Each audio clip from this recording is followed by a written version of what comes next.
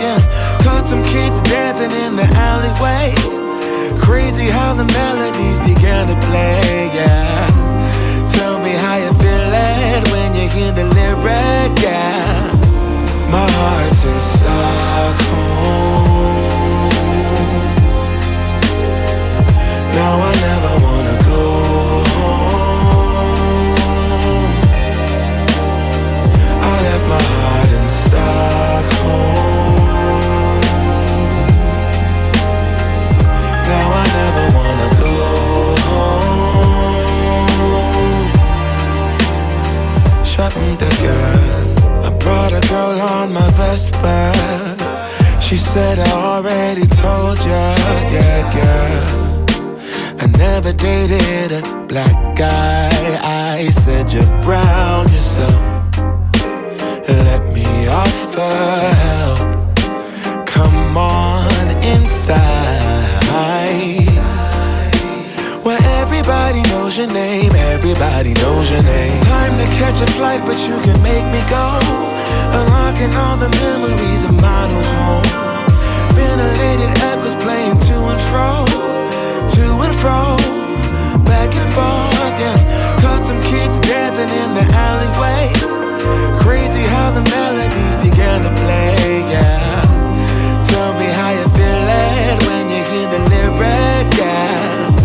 My heart's in Stockholm.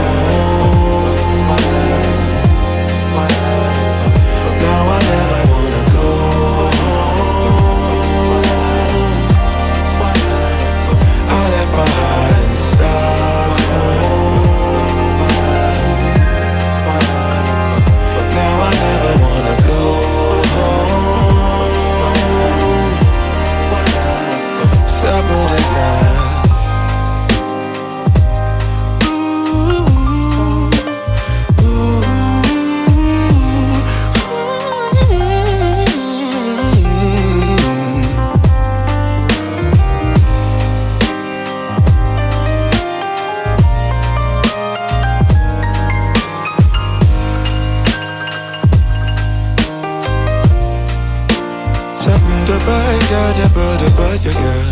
Sunlight that always stays in and by the waterway.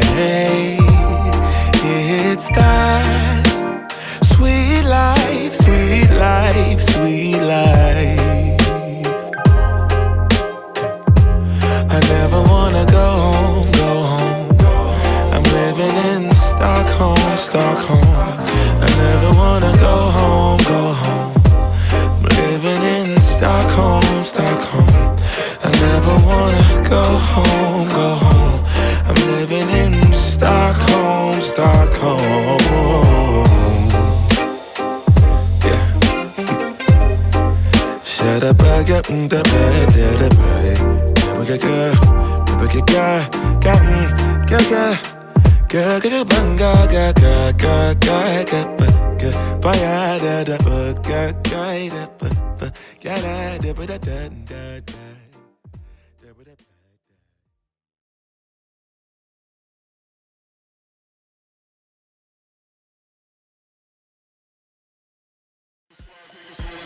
Like It or Not with Benjamin Dixon starts now.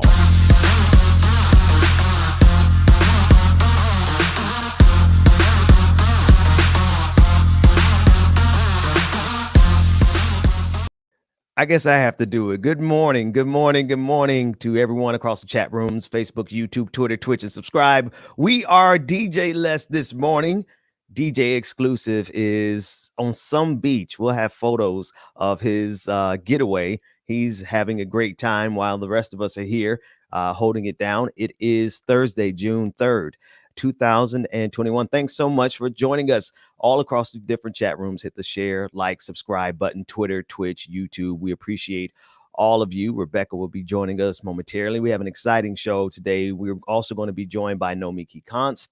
We're going to be talking about bad faith actors, reactionary media from Fox News all the way down to social media.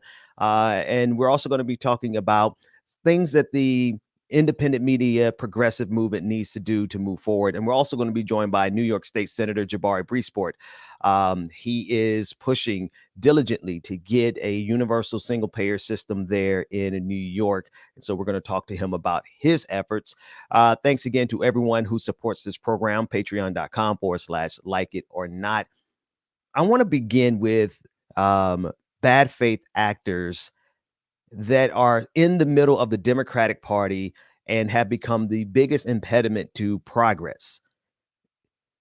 Kyrsten Sinema and Joe Manchin are by far the most detrimental forces in Washington, D.C. right now. And that's saying a lot when you consider we have Republicans in there like Kevin McCarthy and Marjorie Taylor Greene. While we focus on them, and rightfully so, you have to consider the impact that people like Joe Manchin and Kyrsten Sinema have on progress in this country. We currently cannot get a voting rights bill, H.R. 1, passed through the Senate because of the intransigence of Republicans. And without the ability for us to get 10 decent Republicans like Joe Manchin thought he wanted, he thought he could find. Joe Manchin thought that he could find 10 good Republicans, and he could not find a single one. And because of that, we're not able to get progress on the January 6th commission. We're not going to be able to get the information that we need into one of the worst attacks in this country's history. We have to really understand what took place on January 6th. It's not the worst attack in terms of damage. It's not the worst attack in terms of lives. It's not the worst attack in terms of but in one specific area, it is extremely important that we focus on January 6th. And that's because it was a direct threat from white supremacy marching up the steps of the Capitol, challenging democracy itself. White supremacy challenged democracy on January 6th, and we need to get to the bottom line of it. We need to get to the bottom of it. That said, I want to move to the people who are making that impossible, the bad faith actors in the Democratic Party, Kyrsten Sinema and Joe Manchin. Here's a clip of Kyrsten. She was yesterday, she was traveling the country, and she was at a press conference with John Cornyn, a Republican who voted to not have the January 6th commission. Let's take a look at what she had to say. Well, as folks in Arizona know, I've long been a supporter of the filibuster because it is a tool that protects the democracy of our nation rather than allowing our country to ricochet wildly every 2 to 4 years back and forth between policies. The idea of the filibuster was created by those who came before us, the United States Senate, to create comity and to encourage senators to find bipartisanship and work together. And while there are some who don't believe that bipartisanship is possible, I think that I'm a daily example that bipartisanship is possible. Rebecca, do you see this person? She's like, while there are some, and she really thinks she's doing something, while there are some who thinks that bipartisanship is impossible, I can do it. I am a firm believer that bipartisanship is what's going to save America. The filibuster was something that my ancestors created to hold back Black people, and how dare, or Black and brown people, people of color, poor people, and how dare we stop what our ancestors created. So we just have to continue in this racist, white supremacist way, and that's it. And that's what I got from that. I mean, that was 2 seconds, but all they have to do is exactly what she did, and they win. They win. And she gets to put on this facade. She puts on this facade as though she is the reasonable one. She's like, come, let us reason together. Yeah. We have reasoned with you, Kyrsten Sinema. We know exactly who and what you are.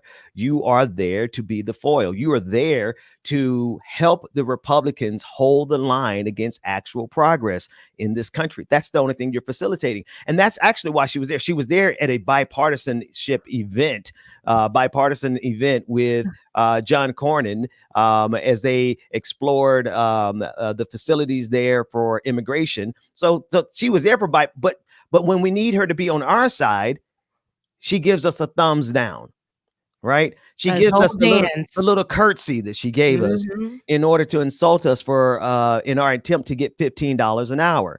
Here's a second clip of her. This is the second half of what she had to say yesterday. That John and I and many other of my colleagues in both parties do on a regular basis. So to those who say we must make a choice between the filibuster and X, I say Crazy. this is a false choice. The reality is that when you have a system that's not working effectively, and I would think that most would agree that the Senate's not a particularly well-oiled machine, right? The way to fix that is to change your behavior, not to eliminate the rules or change the rules, but to change your behavior. So I'm going to continue to go to work every day, aggressively seeking bipartisanship in a cheerful and happy warrior way, as I always do, and showing that when we work together, we can get things done. A clip of her giving us the curtsy. This is what she means by happy and joyous. This is when she had the opportunity to vote for $15 an hour for workers. This is her happily doing her job. This is her saying, no, you don't get 15 an hour. You're not worth 15 an hour. This is where she was bipartisan. This is where she sided with Republicans in order to stop us from getting $15 an hour. It was definitely bipartisan what we saw there. Because I mean, I know that she's trying to, make her voice with the Karen Bob and all of that stuff, but make it make sense. You're really trying to fight for something. And this is a lot of fight that she's putting in here. Like she's right there. She said that she was a warrior or whatever. This is not the fight that we right. need on this side.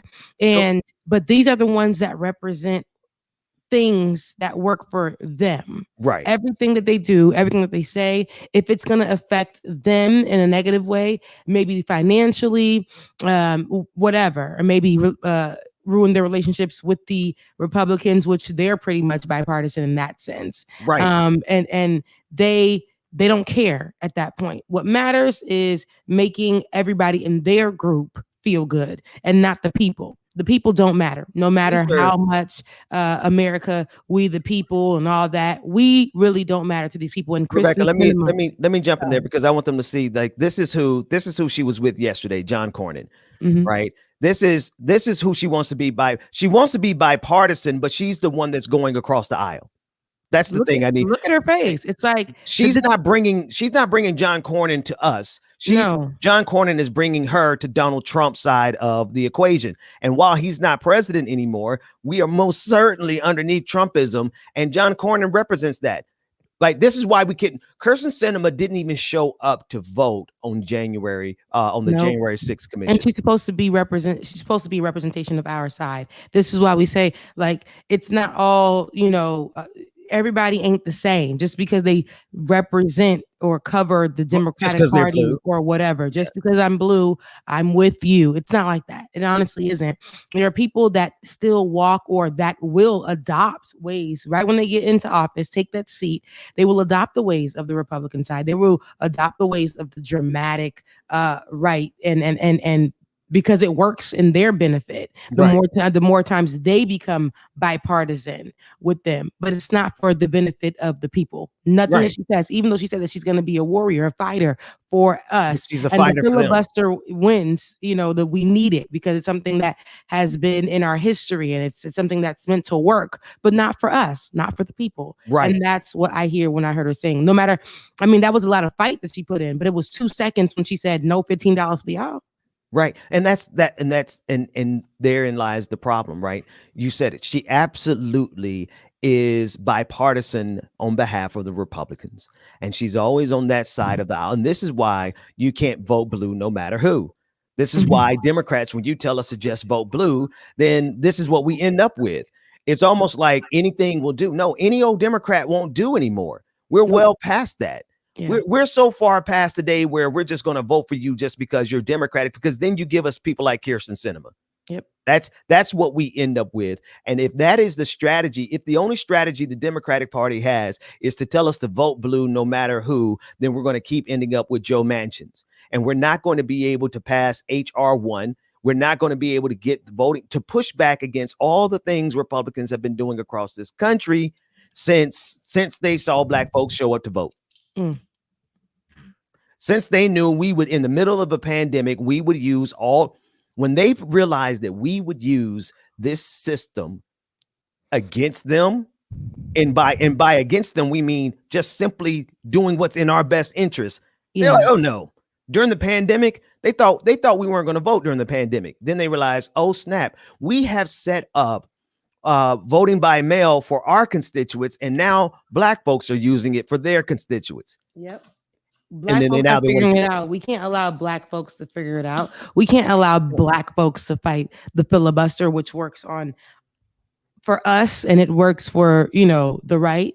This is exactly why we need to keep it up. But the people who, and it's funny, has she sat with those who are fighting these voter suppression laws that are coming in? Has she said a word to anybody?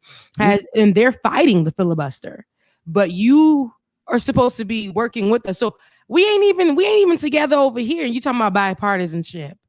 I mean, she is literally the reason we're not together over here. She's the perfect example every single time. She stands in the way of progress every single time. Joe Manchin stands in the way of progress every single time. There's a list of other Democrats who stand in the way of progress every single time. And it's all too convenient.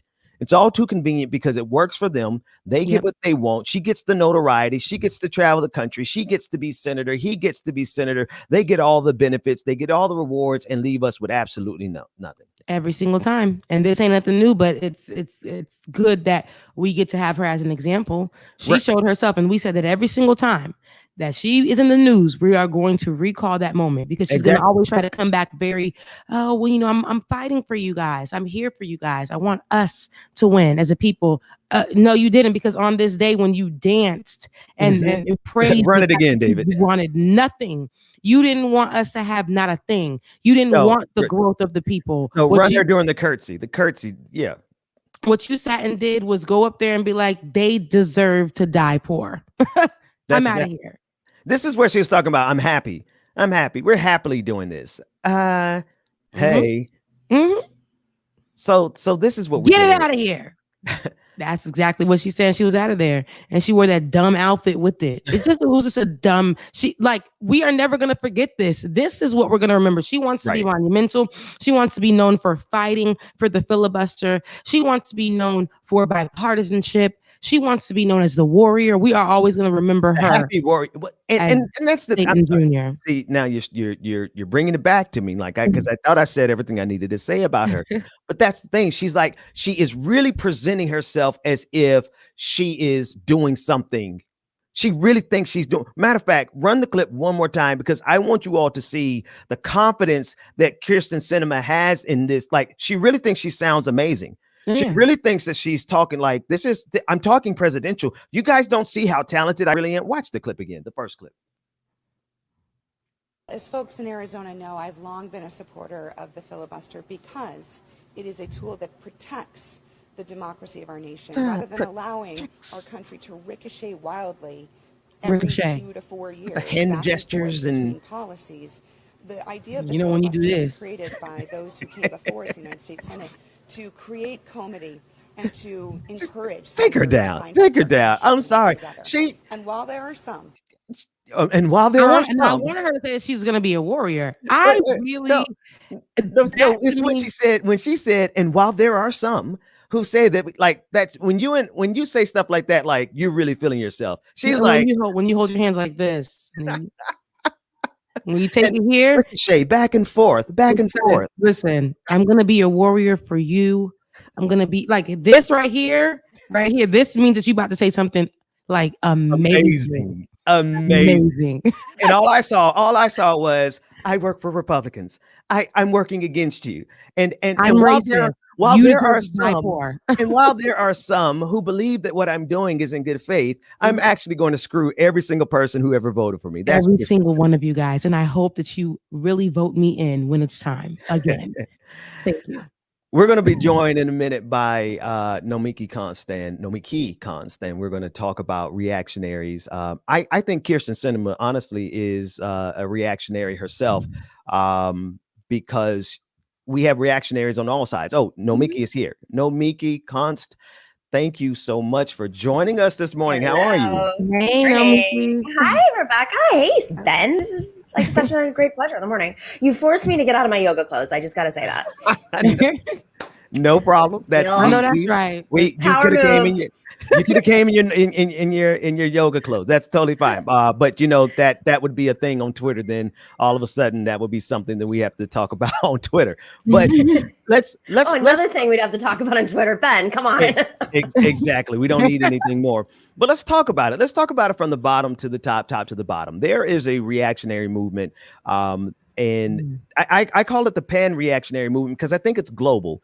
And what we're seeing there's a coalition of and I want to say reactionaries again, people who have this reaction to this system. They have this position that they don't want progress, and they have their particular demographic that they target, particular demographic that they blame. There's a number of ways of defining it, but they're coalescing. And what I'm seeing, and I'd like to know what you see, I'm seeing people who normally would be enemies being allies.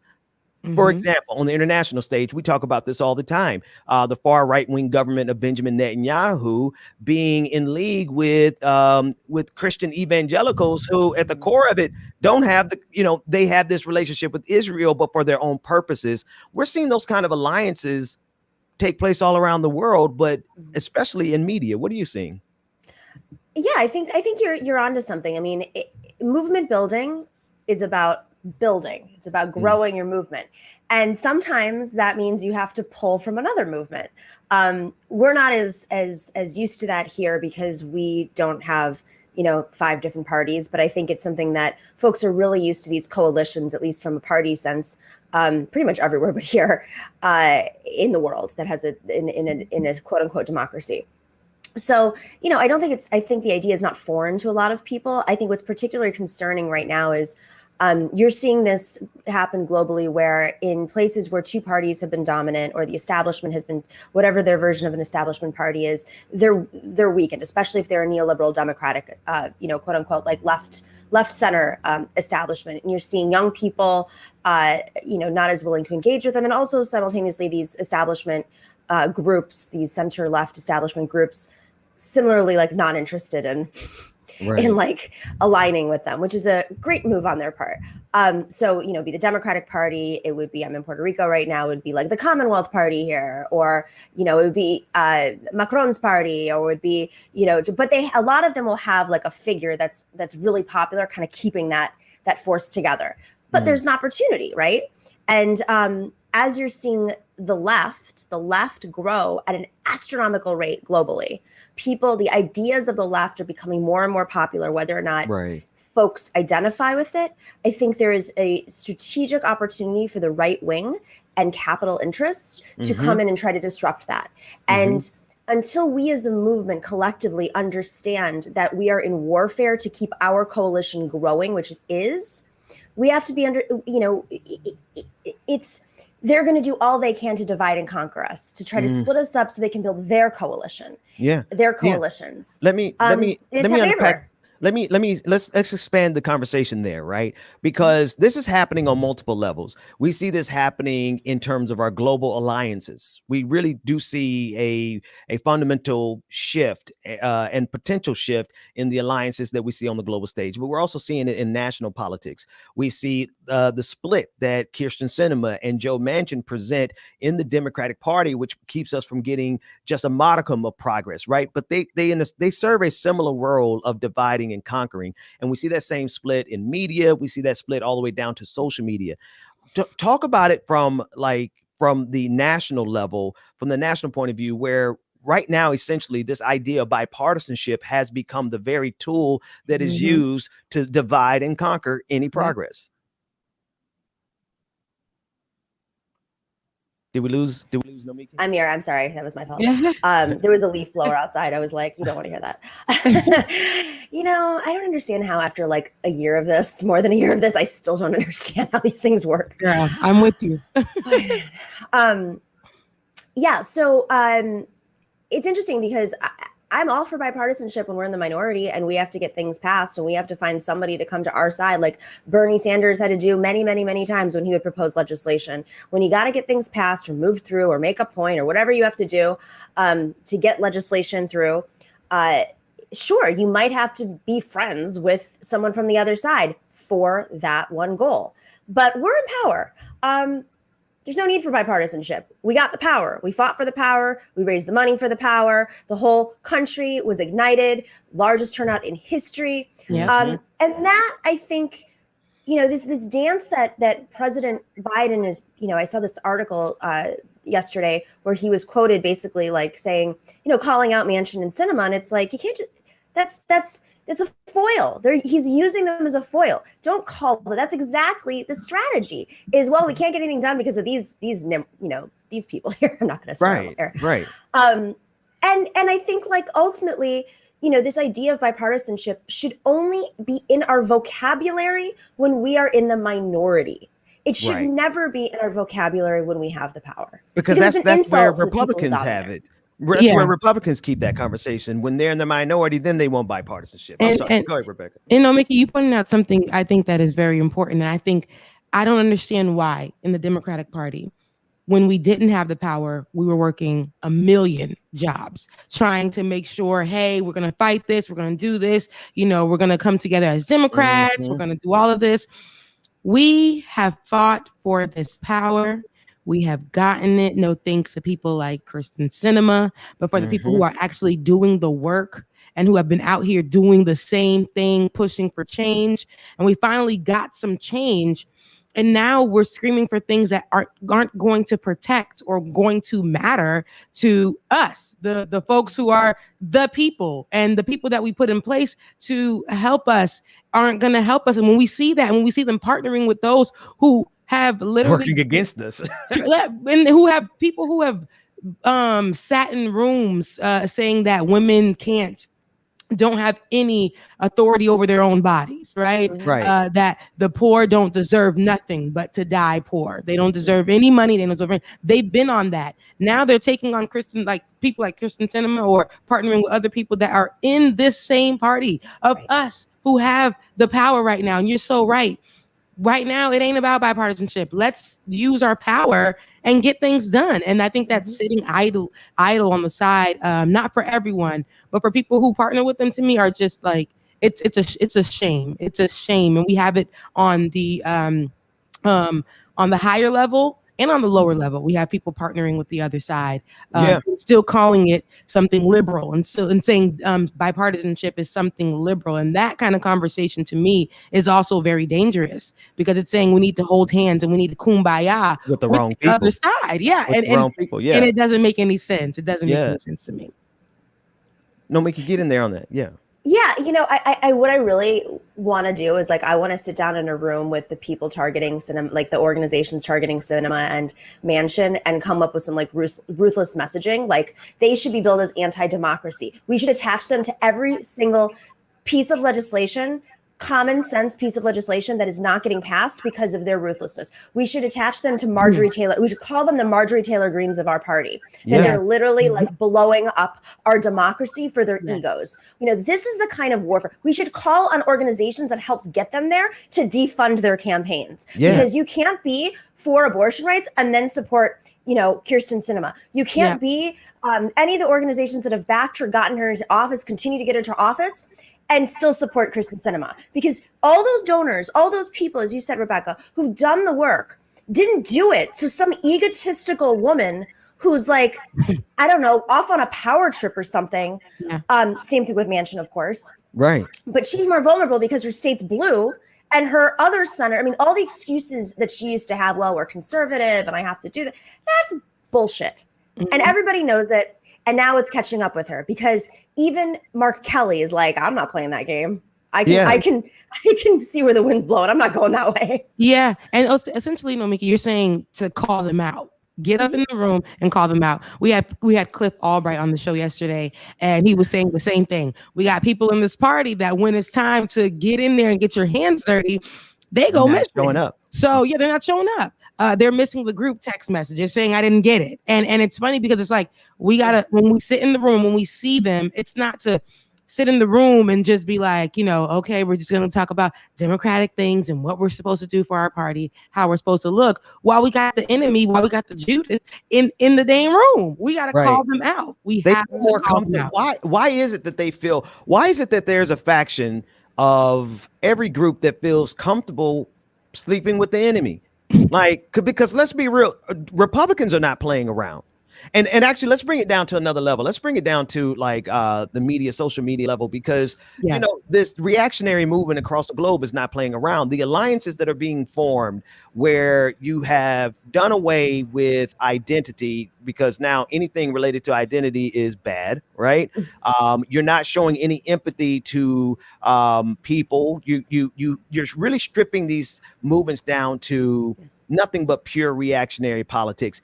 But we see there seem to be people who are allies with ours, quote unquote allies of ours, who are happy reaching across the aisle to work with right wingers to get some imaginary goal that they never seem to get. We never seem to get what we go into the relationships for, Nomiki. They always seem to get their goal. Talk about that for us. Yeah, I mean, and I think this goes back to kind of the assault on unions. Started almost a half a century ago at this point. And, think about that. When labor was weakened in this country and stripped, the Democratic Party as a whole just changed, functionally changed, behaviorally changed. And so we've lost those instincts. I mean, even labor now has changed. Aside from this, you don't bargain with the enemy and just say, okay, fine. That's not what a strong union, a militant union does, and that's not what a strong party does. That really believes me. If this faction that's supposedly left, right, which I don't buy, and I think that's starting to catch up with them, but if this faction that is supposedly left that's dancing with the right really is, doesn't want to talk about identity and just wants to talk about economics, great, let's talk about economics. Oh, crickets. They don't even want that. Not at all. They're not. So I know we're jumping back and forth between multiple levels here, but I think it's the same. When Kyrsten Sinema goes over there to work with Republicans, they don't get what Democrats want. We get what Republicans want, period. And when we have factions on the left that jump across the aisle and work with right wingers and conservatives and libertarians in order to get whatever the goal is for that particular week, right? Yeah. We never get what we want out of the deal. The conservative side, the reactionary side, the people who have no problem with gunplay because they believe in their Second Amendment right. Those are the people who kind of win these revolutions after these revolutions are fought. So it operates on multiple levels. But it's the same result from Kyrsten Sinema down to people who want to make alliances with the right. And go ahead. No, go ahead. No, go ahead, Rebecca. Go ahead. So I want to take it back to the social media. I know, Ben, you were saying there's so much that we can't can do on social media when we talk about this particular discussion, when it comes to bipartisanship, when it comes to separating ourselves from those in our same party because we don't align with that. And I know that I've seen you and Ben have the conversation where it's like, oh, hold up. We don't, just because she's blue doesn't mean I am too. Right. So in those moments though, are you guys willing, both you and Ben, I guess I'll ask that too, but are you guys willing to lose that audience and lose those people to fight for something that I don't know why seems so radical? But it's just right. It seems normal on the right side of things. But does it stir up a lot of things for you where it comes to your platform and things like that because you are speaking against people like Kyrsten Sinema? Well, Nomiki, you want to go first? Which side of it do you want to take? How we lose audiences with liberals or how we lose audiences with people who think they're more radical than us? Which one do you want to argue? Because we lose both. Because of your audacity to speak against blue. I mean, listen, I lost all of my centrist liberal friends that I had, whatever, because prior to Bernie, the world looked different. Post Bernie, a lot of people don't answer my phone calls. But that's been gone for a while. Yeah. I think, I mean, some people, it depends on what you're doing this for. Are you doing this for change? Are you doing this for your ego? Are you doing this to build an audience? Are you doing this to make money? And if you at least as a host, I guess is how I look at it. If you go into this with that mindset, and you think, all right, I am building this audience, and I don't care if it is not 1 million subscribers. I know that my 60,000 subscribers are loyal, consistent, write me notes, say this has changed me. Thank you for, sending me to this organization. Like, they're passionate. It's like concentration. It's like drinking watered down juice that's going to cause you, diabetes, or like a green juice or something with like ginger and like turmeric, whatever. That's like gonna like change your life. I'm just saying. I know, girl. You know what I mean? So like I'm not doing it for the same reasons as other people. And I've had to kind of let go of that whole, I'm losing an audience every time someone picks a fight with us. Yeah. But I also think it's on us to do what we can to inform people of their strategy. I think a lot of people do not understand that the people instigating these things, I think they're starting to understand, instigating these things have their own motivations. And none of them, by the way, come from the movement. Not one of these people come from any movement of any sort. And so I have never seen one of these people show up to anything. And so they can say, I'm a Democrat or whatever they want to say, CIA, all this crap that they do. That's cool. I'm cool. When we were trying to, pass Medicare for all, you want to care about Medicare for all? Let's just use that as an example that everybody knows. A few years ago, when we were all going up and down the coast of California with the National Nurses Union. Yep. Were you there? Were you there at the multiple rallies with NNU? Were you literally like getting burned out in the sun as we were fighting hard to elevate this into the Democratic Party with per Bernie Sanders and NNU's advice to get it in the platform to reveal, basically, we knew we were going to lose, but to reveal the weakness of the other side?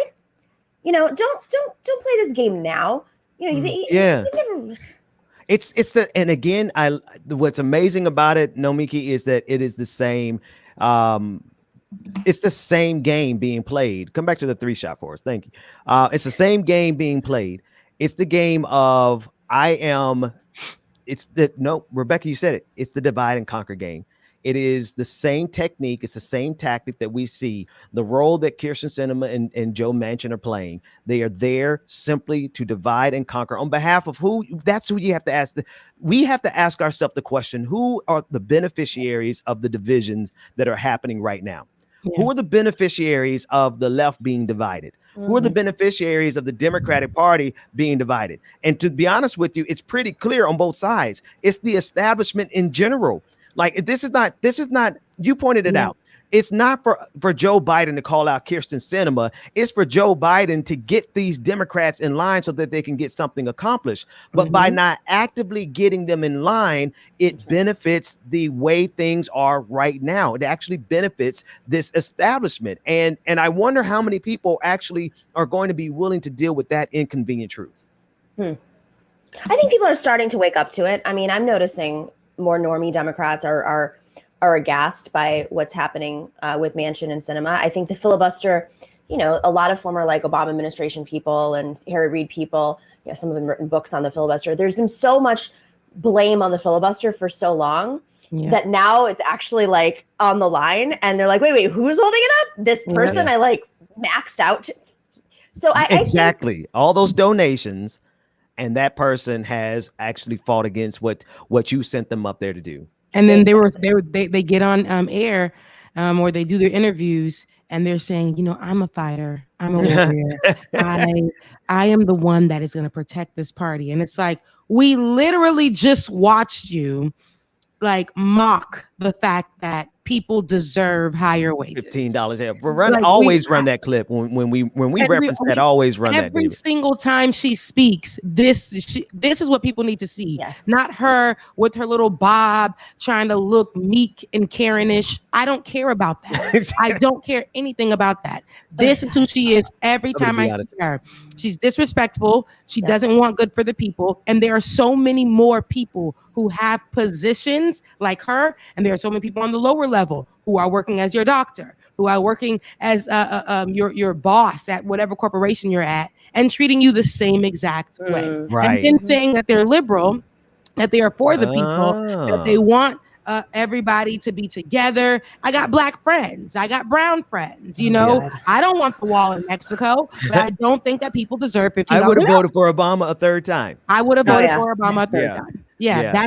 that's those people. And it's like, now I need you to shake it up a bit, because Yeah. when people are fighting for something, where are you on that spectrum? Are you still here in the 1990s and not saying nothing as a Democrat, not making no moves, just sitting? No, we don't do that anymore. We've Yeah. been fighting, we've been pushing. There has to be change. And that's the only way this is going to work. And where are you on that spectrum? And your fight could look different, but how are you fighting? How are you fighting? Yeah.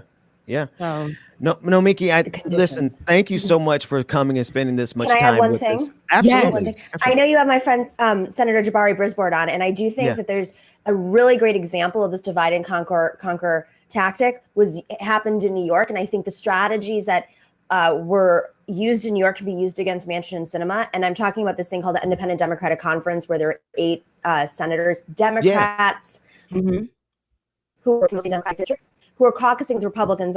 This was all designed by Andrew Cuomo. And those 8 Democrats in a Democratic state where we should have had a supermajority were holding up legislation. And we would just go out there and list off, they're holding up the codifying Roe v. Wade. And we started getting to the normie Democrats who were like, wait, what?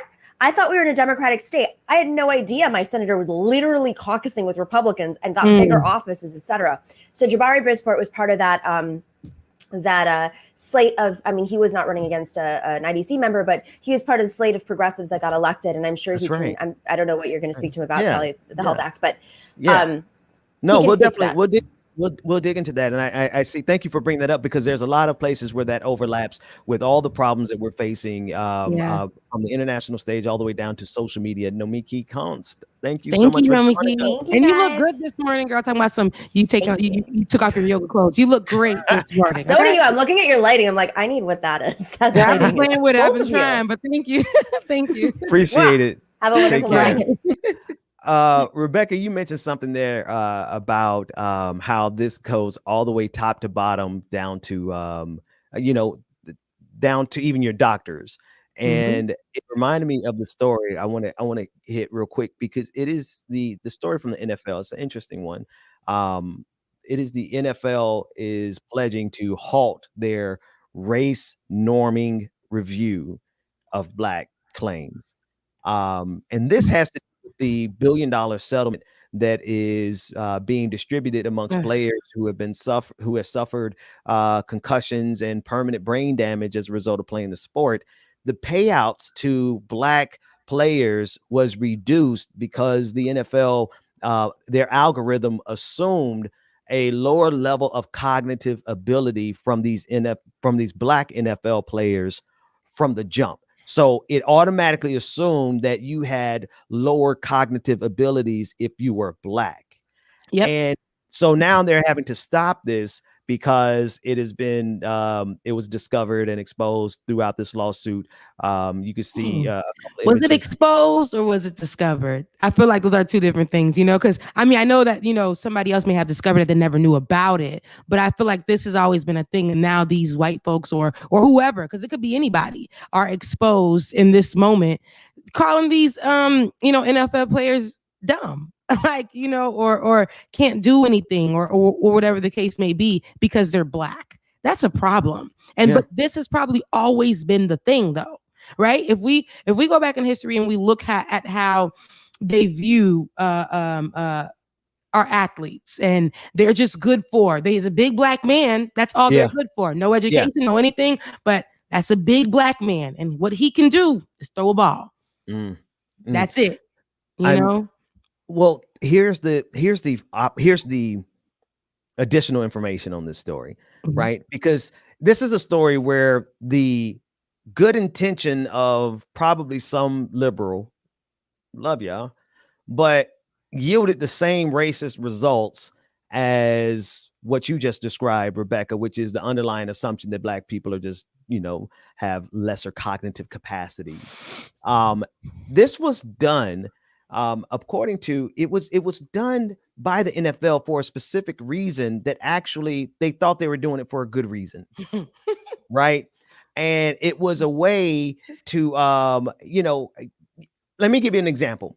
it's almost like instead of addressing the underlying reasons that the SAT and Okay. these aptitude tests are inherently racist, Yeah. right? Instead, they might do like a curve system, or they might put in an algorithm like the NFL and say that, oh, well, black people just have lower cognitive capacity. So instead of addressing the issues with these tests that assess your cognitive capacity, and because they're rooted, we all know, like the way you're FCAT. raised, all these things are really based on how you're raised in your environment and Yes. what you're exposed to. But Your mental health. instead of addressing the problematic nature of the system, what they do is say, we're going to give black people an advantage by lowering, on average, what we expect their performance to be. Yeah.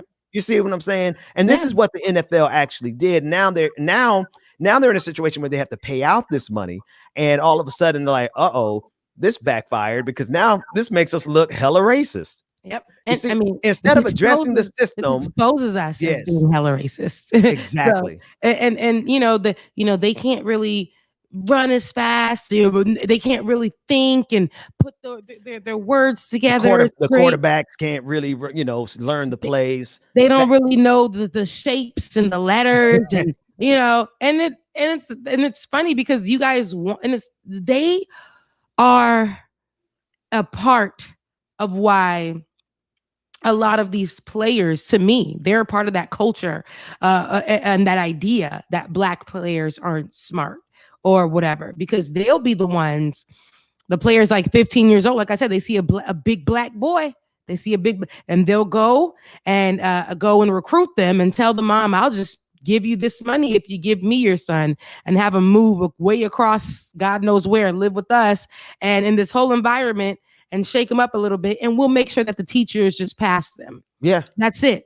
And they don't really have an education. We won't allow them to continue their education because we feel like the ball in their hand is more important. We'll take care of the rest. They are a part of that whole mess too. But that whole idea, I know, there's so many people, even white folks. It goes back to what we were talking about yesterday when it goes to athletes.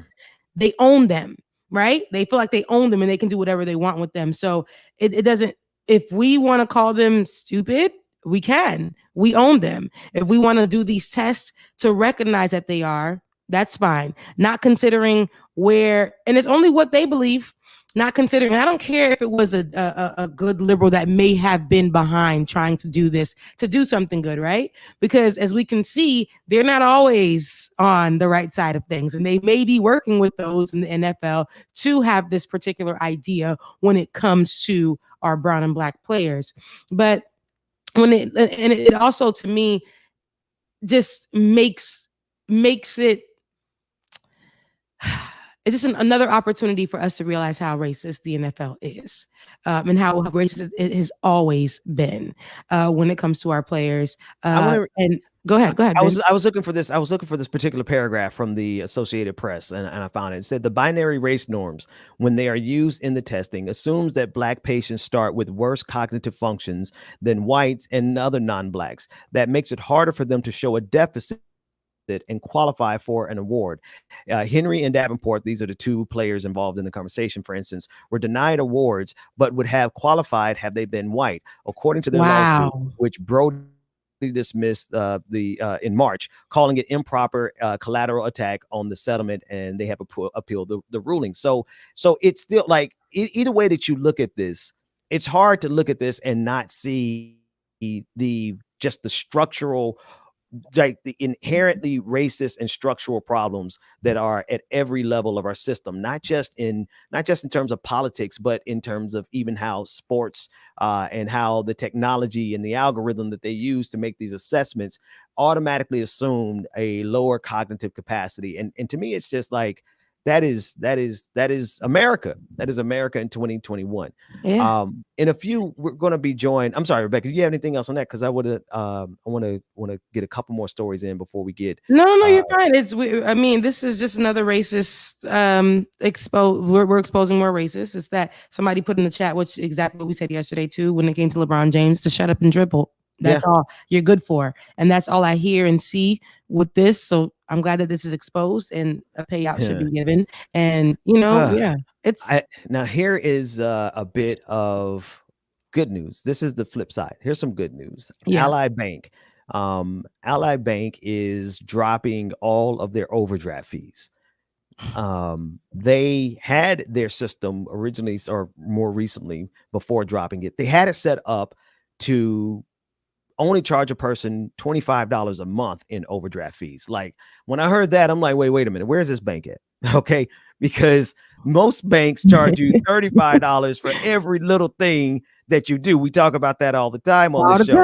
You go get a $3 cup of coffee, and the way Bank of America got you set up, they're gonna snatch out. Because they charge you twice, because they charge you for not having it, and they charge you again because they had to take out of their money. So now you get double charged, $75 for a $3 cup of coffee because you ain't have 25 cents. You felt that in your spirit. I feel it. I feel it in my spirit every time I talk about overdraft fees. We sat next to each other and looked at each other's overdraft fees. Just talking about overdraft, and then be on the phone trying to type stories at the same time.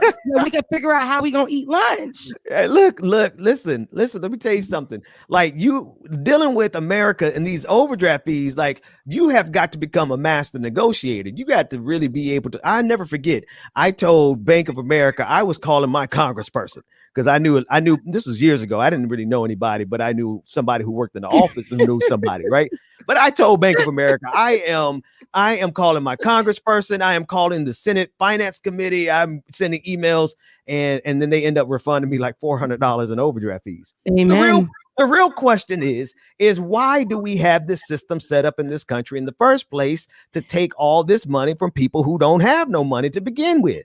And I'm sorry to cut you off on the Ally Bank story, but even with Ally Bank, the fact that you guys are charging us $25 overdraft, let me just stay overdraft. When I get the money, I will pay it back, right?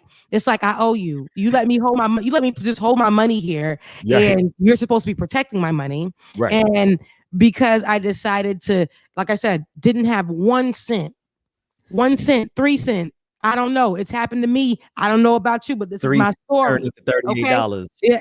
They will charge me $70. $25 is still too much. That is my gas, bro. That's my lunch for the week, man. Like, that is a lot of money. And when if you see that somebody doesn't have it, why charge them for not having it? Because they got to make their money somehow. And Bank of America, I just read a story about 2 weeks ago, raised billions of dollars every year overdraft fees in one year. 1 year, they raised billions of dollars in overdraft fees in a year. Yep. And they have a system set in place that will send you emails to notify you when you are below. They just changed it from $25 to $100. They did. Wait a minute. Wait. I got to cut you off there, because I'm like, listen, now this is harassment. Listen, if I got $100, as y'all can tell, I've gotten that notification before. If I got $100 in my bank, don't bother me, because I got money. I got money. Let me move it over. Stop playing with me. Stop playing with me. And it gives me anxiety, because it makes me remember those days when they would send me that, and I would be like, oh my God, am I going to get an overdraft fee? Oh my God. Like, it gives me anxiety. Okay. Because I got that notification this morning. And I was it's harassment. It runs up my blood pressure when you do that. High. And it's like, hold on. Let me move some money over. But we should not have to live that type of way. I just don't believe that. And there are so many people, and this was a lawsuit that they with Bank of America, because of the $1 billion or whatever that they raised in a year. A woman, like I said, was charged. I don't remember. It was like $20 something. She was supposed to pay something. It's supposed to come out because her bank didn't have it, and was like, they charged her twice.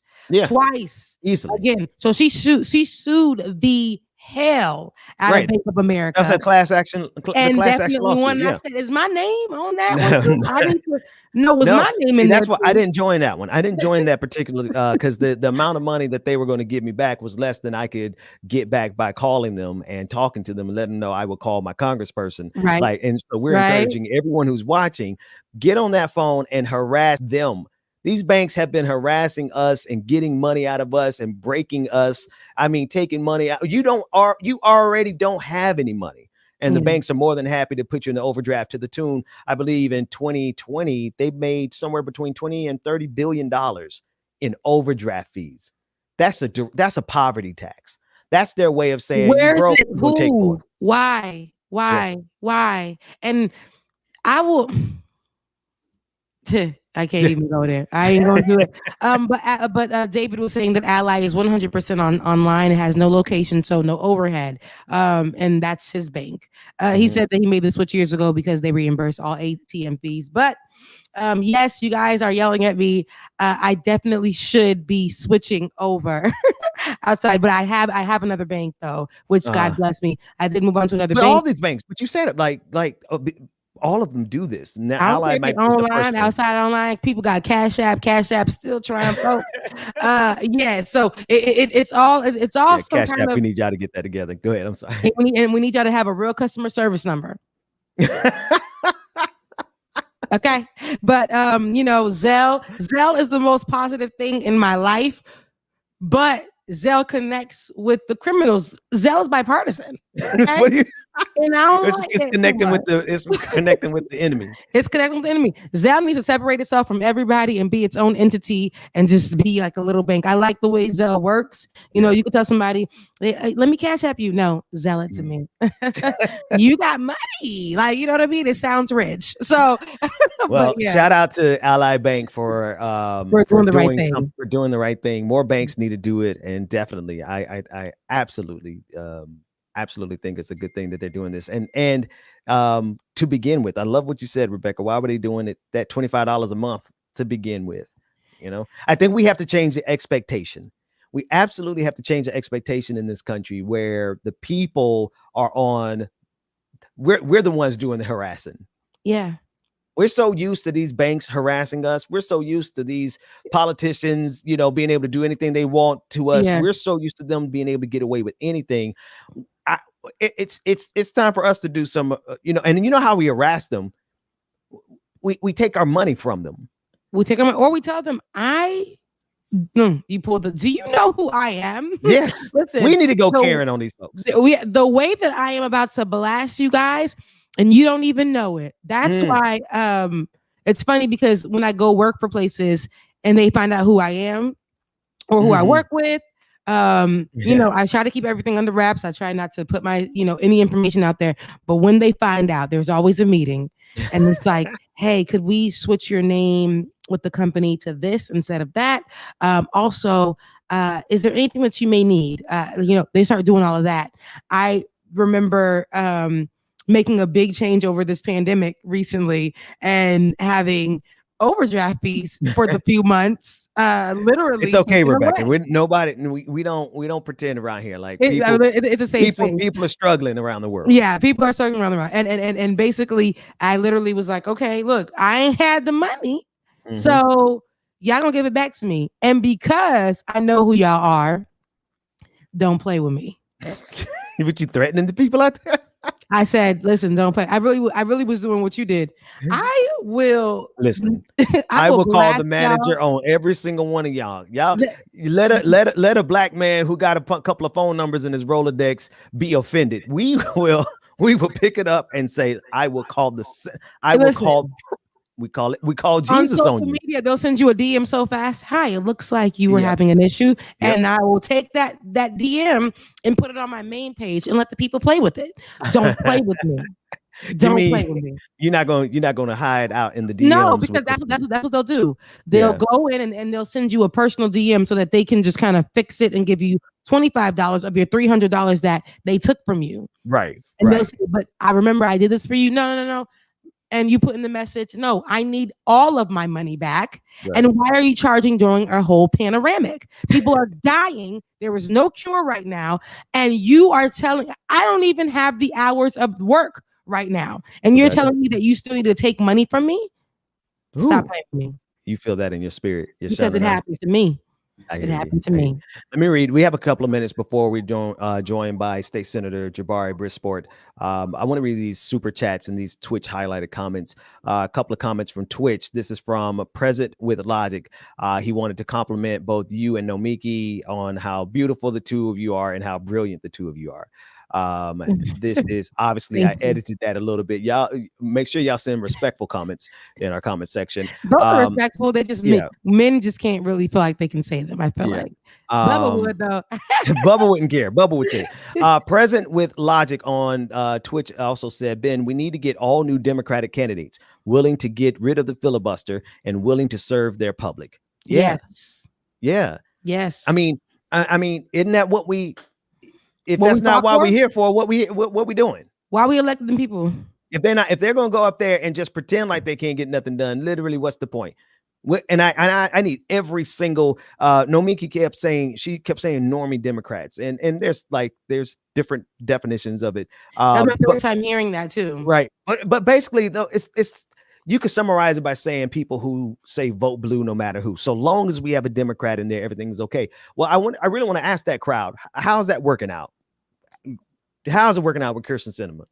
Joe Manchin. So that crowd, you got to really pay attention to what's happening. Yeah. Mark sent a super chat saying a black man found CTE. How can black people have lesser cognitive ability? That's a good question for because the they even try to. It's a good question, but even with the CTE, they tried to say that he too wasn't smart enough to come up with that. So it's not a real thing, right? They try to do that as well. So, but you're right. This one is a non-humanist and humanist on super chat said the following: in Europe, is all the same immigrants played against natives. In Eastern Europe, white against Roma and Sinti, all unionized. Laura Estrada said, sing it. It sucks to be an American where I know where I'm far from free, and I'm glad to sit down or whatever BS that song says. She's doing a rewrite. She's doing a remake. I like that. We have I don't quite know what a hype train is, but I know that it is hype. So shout out to the Twitch hype train. I want to be on that train. Yeah, I don't quite understand what it is. Is it a good train? It's the hype train, so it should be good, right? Oh, okay. We reached level 2 hype train. Okay, cool. I like that. Shout out to everybody on Twitch.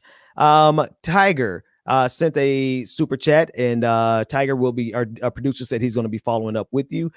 Said, hey Ben, pretty sure I'm about to be fired because I have asthma. I dropped you all an email about it. I think I'm going to need some pro bono attorney work. Okay, so we have a large audience. Anybody out there, David will get that information and get the state. Because we can put our audience to action and get some stuff done. So David, follow up on that and make sure we share information wherever we can. All right. In a moment, we're going to be joined by Jabari Brisport, and he's going to be talking about the fight in New York for a single payer Medicare for all styled universal healthcare system. It's important that we have this conversation because there are forces fighting against it in a really significant fashion. And so we're going to discuss that. And so, Rebecca, let's take a quick break. Yeah. And David, let's run that Revel Day still fly. I want to get good energy going in here. Yeah. Everybody say hello to somebody in the chat room. Say good morning to someone, East Coast, West Coast, whatever time zone you're in. Tell us where you're from, more like it or not, when we come back right after this.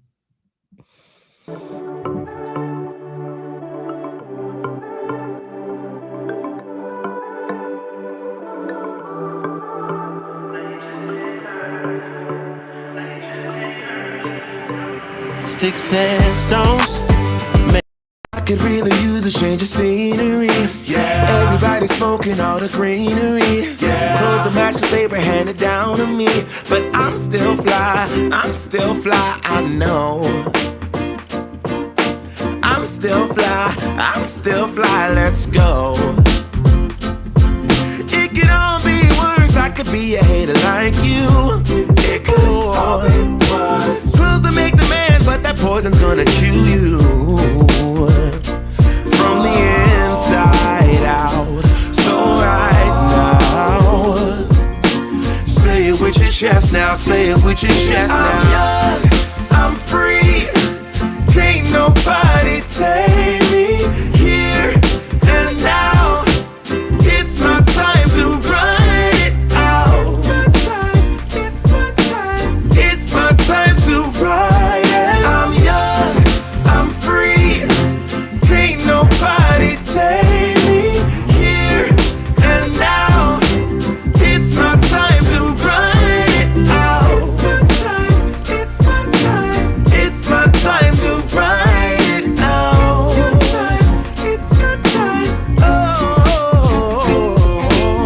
Here's to all the haters, cause you proved to me that rising to the top was my destiny. And you can see whatever from behind me, but I'm still fly, I know.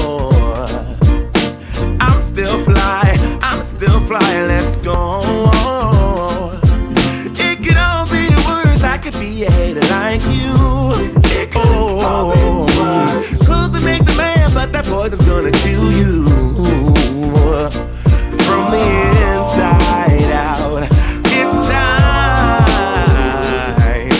to say it with your chest now, say it with your chest now. I'm young, I'm free, can't nobody take me here and now.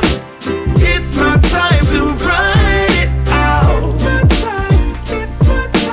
It's my time to ride it. I'm young, I'm free, can't nobody take me here and now. It's my time to run it out. It's my time to ride it out. It's your time. Oh, if you're on the bus, say yeah. If you're on the train, say yeah. If you gotta walk, say yeah. Everybody's going somewhere. Young or old, I really don't care. Life has never really been fair. So put your fist up in the air. Say yeah. I'm young, I'm free, can't nobody take me here and now. It's my time to run.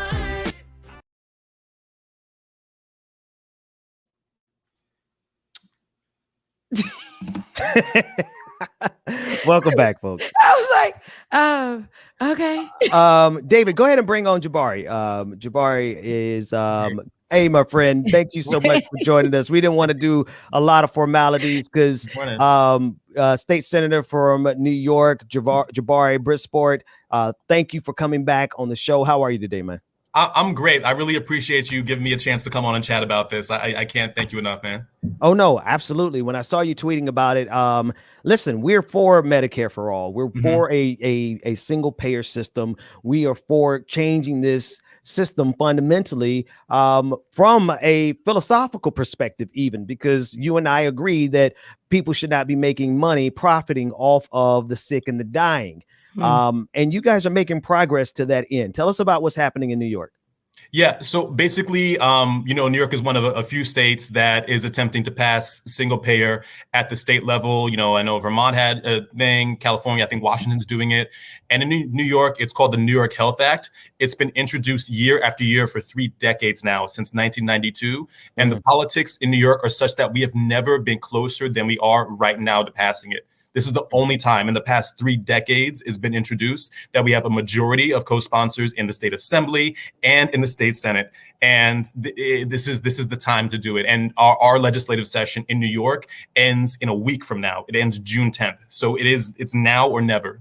It's now or never. Here's the thing that I think a lot of people tell us what are some of the impediments that you're seeing? What are some of the opposition forces that you're seeing that we can use our energy to publicly address? I mean, the main opposition force right now is inertia. It's lobbying from insurance companies, from the right, calling and putting pressure on legislators to vote no or just to stall it. And honestly, the problem right now is not that it might come to a vote and be voted down. The problem right now is that it might not even come to a vote. So we need intense pressure just to bring it to a vote. I'm convinced that if it comes to a vote, it will pass. It's just being stalled, and we have a week to get it to come to a vote. Rebecca, you want to get in there?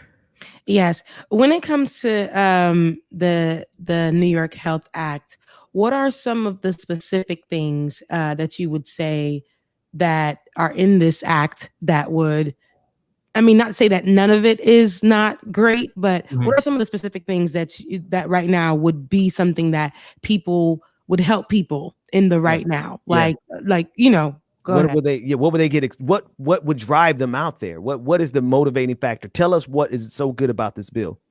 So for the bill itself, it is single payer universal coverage to all New Yorkers, regardless of employment, regardless of documentation, regardless of and every New Yorker has access to it. And if you are working in New York, but maybe live in New Jersey or live elsewhere, you will be entitled to the New York Health Act. Also, if you are a New Yorker who goes and retires out of state, it will apply to. And that's a key selling point for some people that have current coverage through their job, and their job says if you retire and move to Florida or whatever, we still cover you. Same thing for the New York Health Act. So it covers you. It covers you. And it's like we all know from single payer, no co-pays, no deductibles, no worry about is this person in my network or that network. This is it.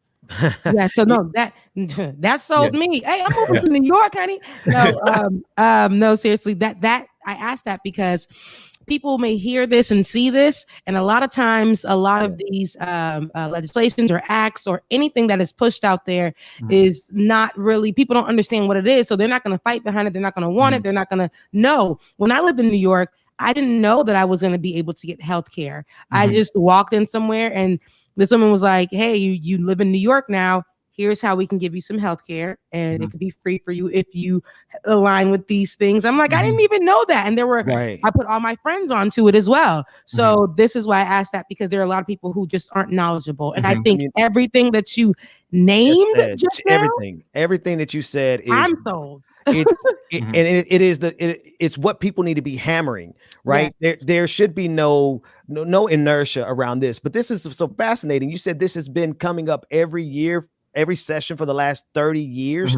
What has held it back so far? Because I think I need people to understand the fight for Medicare for all across the entire country. We're going to see some of the same forces that you guys are seeing right there. What took 30 years to get to this point?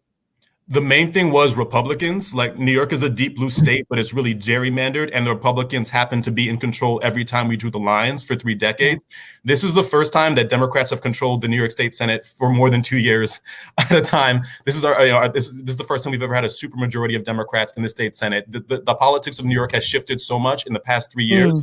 We have never, this opportunity has never come up.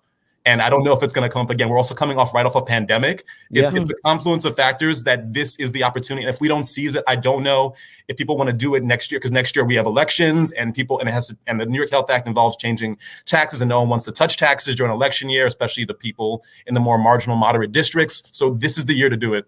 This is the now. Senator, sorry, go ahead, Ben. No, I was going to say, I know you have to get out of here, but I want to ask, this. I want to level the question up. Yes. If we get this to a vote, are there any Democrats in New York, like we have on the federal level, like Sinema and Manchin, who are so blue dog, who want so much to hold things the same? Is there any Democratic opposition? If you guys got the power and we get it to a vote, is it going to pass, or are there going to be some Sinemas and Manchins in your state assembly? We have some blue dogs, but the thing about the Democratic Senate right now is that we have a supermajority. So that's what's great now also is that we actually don't need every Democrat to be on top of it. Wow. We have Sinema's Mansions ideologically, but in this case, their votes don't matter. We have a majority of votes, even if they vote no, which they will. That's also been a holdup. We have a supermajority. So this is it. And can I just do a quick pitch on why everyone nationally should be focusing on this? Yeah. Okay. So some of people might be asking, like, why we focus on the state so hardcore, why not federal? Well, one, we know Biden doesn't support it. We have the Cinnamons, the Mansions, but also, like, in Canada, they passed it in Saskatchewan first, saw that it worked, and then expanded it nationwide. So if some state can be the first to do that, and New York can be that in the next 7 days, we can pass it here, show that it works, and expand it nationwide. Wow. Yeah. I love that. And listen, if that would be something in New York, that'll set everybody free. That'll set us free. And I know it'll take some time, but I hear the fervor in your voice. I hear you're like, we got to get it done right now. If we don't get it done now, it's never going to happen. This is the time. We have the power. Like we were just talking to Nomiki, who was speaking very highly of you as well. She was saying, like, right now we need to be using the power. Everybody else is on the side that has, that's the Kirsten Cinemas. Okay, bye. Because we got the power right now. Let's make sure we move on it. Let's take advantage of this opportunity now, and let's get it going. Senator, is there any way that any one of our New York followers or New York viewers can have a phone number to figure more about this out, or a website they can go on for more information?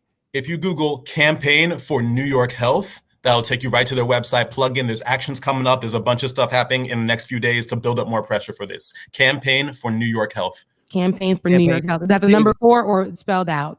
It's spelled out. Okay, just gotta make we have sure. the link. All right, so we're gonna grab the link. David, grab that link and put great. it. There's a link in the put it in the different chat rooms and make sure if you are in New York, but even if you're not in New York, get on social media and talk about it.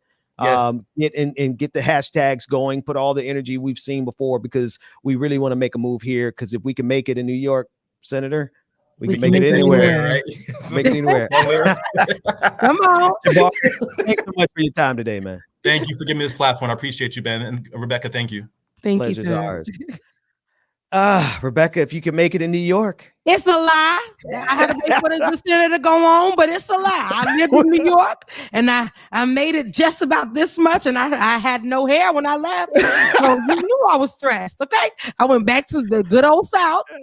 But when it comes to healthcare, I cannot lie. Even when I was there, though, all I had to say is I'm homeless, which I kind of was, living on somebody's in somebody's couch. You done told the people you've been homeless? Yeah, and homeless. You know, I can't say that, with not being sheltered, but I was in a friend's home. You know, I told you guys the story already. Okay. In a room with 2 kids. It was crazy. But me being there and just going into a healthcare office, I just needed healthcare. I was young. I thought, if you can make it here, you can make it anywhere. Y'all know I say all the time here, and it didn't happen for me. But healthcare wise, though, I was covered. I was able to get my checkups. I was able to have dentists help, even though they was ready to pull out all my little teeth.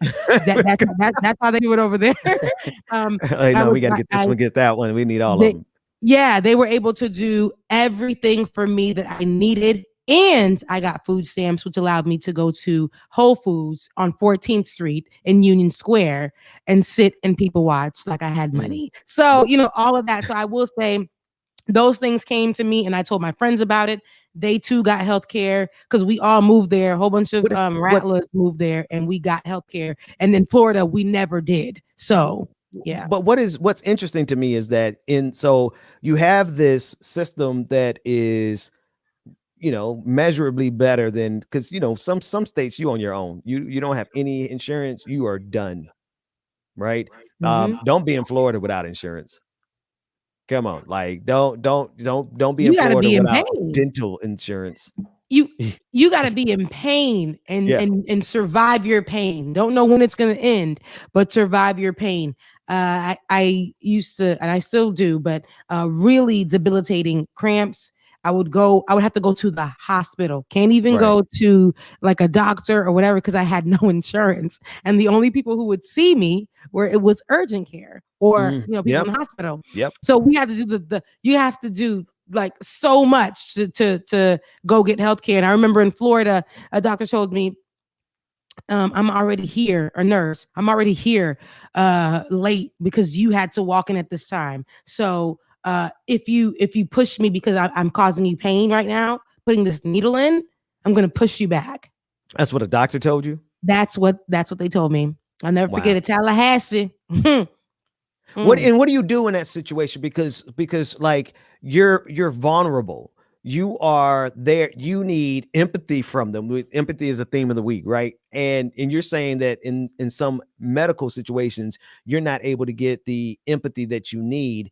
And all these things, I mean, honestly, it's all rooted in the fact that these systems are permitted to continue as is without trying to change the system, right? And this is what I was talking about with the CTE case, right? They try to get a remedy to the inequities, right? There's sometimes they make moves in order to try to help people. Yeah. And they try to create they put a Band-Aid on a bullet wound. And instead of treating the actual disease underneath it, which is the greed in this country, it's the greed in this country that is at the root of all those things. Yeah. And so at the end of the day, like you're able to get some of the stuff that you got the benefit of in New York. Those were good for you, but they still were treating the symptom. The symptom there is the fact that we have a healthcare system that profits off of people dying and getting sick. They make money off of you being sick. Yeah. So of course we're going to have all these problems with our healthcare industry. Yeah. And I would never know that. I just thought that healthcare was something I'm never going to be able to have, unless I'm under my mother, is her insurance, which when I moved to New York, I aged out and I no longer was able to have that insurance. So I was like, oh my God, I have to get care. How am I going to get my drugs monthly to, handle my cramps or the migraines that I used to get that were debilitating? How am I going to get those drugs? Because these store-boughts aren't doing anything for me. I need the good stuff. So that's how I I was like, I need to take care of myself. Right. And, I had to say I was poor. I had in order for You me. were poor. Yeah, but it's crazy though, Ben. I watched poor people on the street in New York. Right. There are people who are worse off than you. Who probably didn't have anything. But then in the same sense too, I watched people who were working and couldn't get it because they were able to afford an apartment, but the apartment was taking up all their income. And and they still weren't able to get health care. But because I said I was poor, they were like, how poor? This poor, that poor, and I was like, I'm about here. Perfect. That's the means testing. I just want to put that into context for you. That's the means testing side of the equation. That is, instead of these programs being universal, they have all of these different measurements to determine whether or not you can get it. And what we've seen that do historically is it just makes an unnecessary burden of red tape. How much paperwork did you have to fill out to get all that done? Endless paperwork. I sat in front of that lady and as she was just telling me, she's like, they don't do that in Florida. I'm filling out paperwork. Don't know what I'm signing. I don't know what part of my life I'm signing away, but I know that I need to get my yearlies, my 6 month check-in. I know I need, all of these things. I'm just signing it away. I'm like, listen, I'm a grown woman now. 21 years old. I got healthcare. Mama said I couldn't move to New York and make it. It's, you know what I'm saying? Like, and I did not know what, and it's true. Because when things would come up like free phones for Obamacare or these random numbers calling me or whatever, they acted like those free phones. They acted like those free phones were the most unbelievably socialist thing. Like they thought Fidel Castro was coming through and giving away the American coffers. Now, Ben, I'm not gonna let you. You're not going. No, I'm not going to because I feel you now. Look, now that I'm grown, for real grown, and I know something, but then. I wasn't good with my money financially. Things weren't going like I was living in New York once again. Yeah. And they caught me on the street. They was like, you need a phone? Like, God, is this you? Because my phone, literally, I couldn't pay the bill. So, God, what's going on? And boom, gave me my little Obama phone. When I say I threw that phone when I first got it, because I was able to pay my bill eventually, threw it to the back. Then I wasn't able to pay my bill. And I needed to get to work and communicated with my boss that my train was coming late. Right. That phone assisted me, my God, today. It did, but only for up to 300 minutes, 10 text messages. How you use that? It ain't unlimited. So it ain't. The thing is with all that, Rebecca, is that's it's a Band-Aid. It is a Band-Aid, but it's also like you don't have to be ashamed of going back and forth to grab some assistance to get some help because we all out here just surviving. Yeah. If you really think about it, we are all out here on the edge. People don't want to talk about their financial insecurity because it's a shame, right? Yeah. One of the most embarrassing things in this country is to be poor. Yeah. Because look at everything that they put on television, everything that they show us, all the glamour, all the glitz, all the fame, all the fortune, all of the billionaire did this, billionaire did that, this yacht party on Instagram. Oh, I went on this yacht party. Now y'all renting yachts because y'all got to keep the yacht party up, but y'all running y'all accounts into the overdraft. You're trying to keep up with this system and what they tell you have to have and what you have to need. And that's the way they catch you. They get you in that trap. And once you're in it, you go to New York, think you can make it anywhere, but you get locked in. And for the rest of your life, you're trying to survive. And you're trying to survive. Why? Because, I can get free healthcare. I can get this. And I always tell people in New York, I was healthy, I was fed, I was clothed, but I was miserable. I could not even look at buying an apartment. I had to be with other people every single day in a small corner. My freedom was taking a walk to the train. I was miserable. getting up in the morning, having to, you know, all of this and not having your own space, and then having to, I had a friend who lived in one of the best parts of Brooklyn, and, you know, a few white girls that I went to church with, and they invited me over. She's like, come on into our space. We go into the space when it's the summer and the whole building's air conditioner isn't working in that building that they renovated. Oh man, that is it's enough. But there were 4 girls living in, and this is my living room right here, but you guys can't really see the whole thing, in an open space like this, and only 1 bedroom in there. And 1 girl lived in the bedroom, and 3 other girls lived and got the corners of the spaces. Yes. And 1 girl had to make, there was a little space at the top that was just small. You couldn't even walk into it. Right. There's the stairs that went up there, and it was basically like to store things. She made it into a small bed area. And when she had, and she's tall like me, she had to just squeeze herself in. I'm sorry. I'm sorry. I'm not laughing at her, and but wow. And I remember walking in there and watching this renovated apartment that these girls were paying probably over $3,000 for, and they were sharing it. And it was so hot. One of my girlfriend's faces was turning red. You know, she white. Turning red. And the building AC was not, it wasn't central or whatever they call it. Right. It wasn't automatic. It was a window unit. Yes. And so we walk into it, and she just runs over to the sink, splashing cold water on her face. But her life there was considered luxury. It was a gentrified part of Brooklyn. And I said, I got to go back home. Got to go to the South. I got to go back home because this ain't it. But, you know, like you said, it's like, it's almost this whole thing, this whole idea that is sold to us. And I said, okay, I know I got healthcare here. I know I got this, but I'm miserable and I can't live.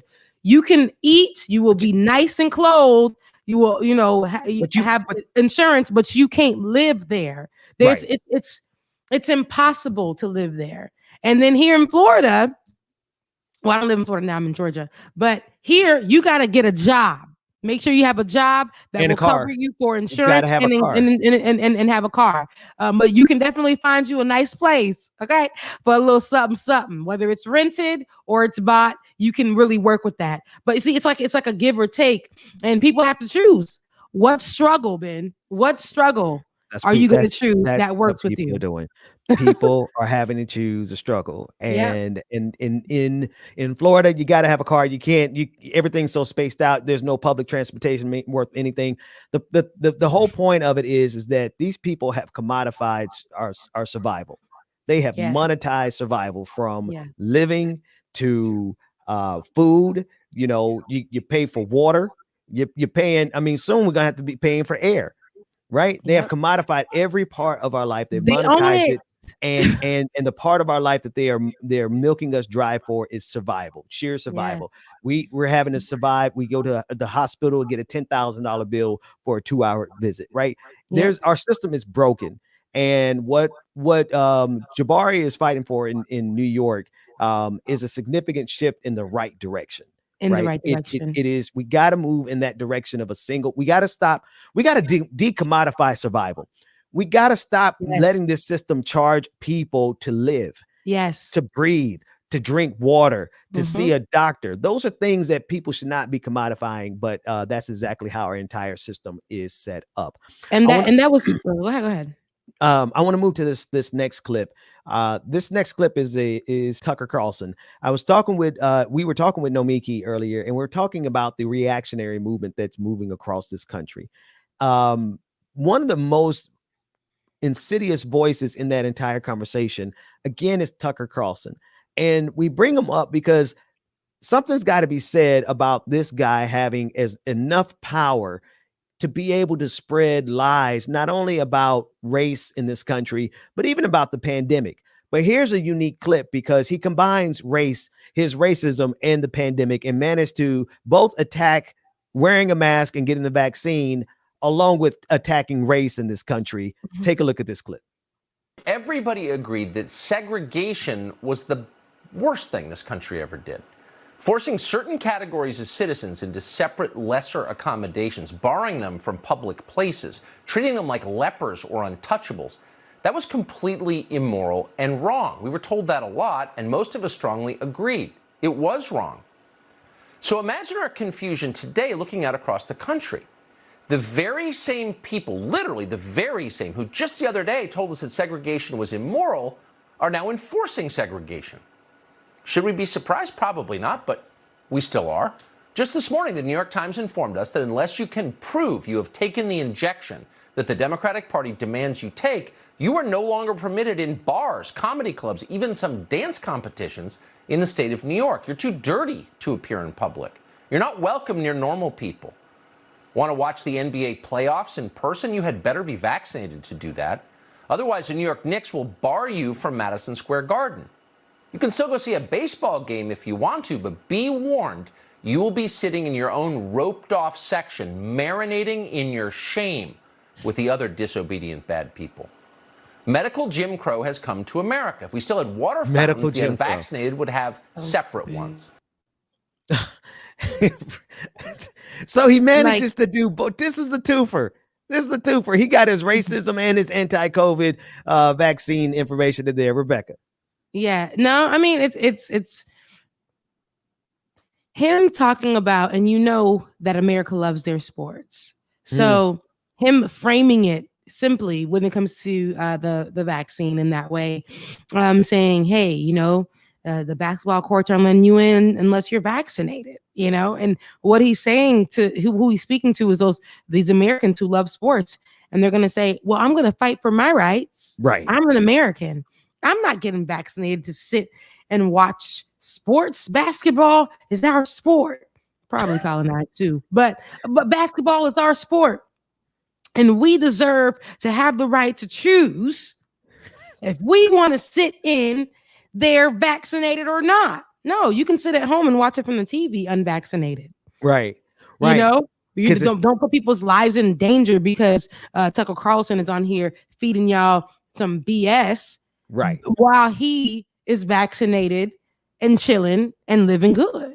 Right. Exactly. Tucker Carlson is vaccinated. You better believe Tucker Carlson is vaccinated, but he's playing this game with the lives of his constituents. Yeah. Like, it's going to be his people who die from COVID-19. It's going to be his viewers, but he doesn't care, because as long as he gets his immediate need from the audience, which is the ratings, and people keep watching him, you're watching a propagandist who is going to get you killed, but you keep watching him. And he keeps getting paid to the tune of almost $7 million a year to tell you to actively do things that are not in your best interest. He's going to tell you to keep voting with the Republican Party, obviously not in your best economic interest. He's going to tell you not to get the COVID vaccine.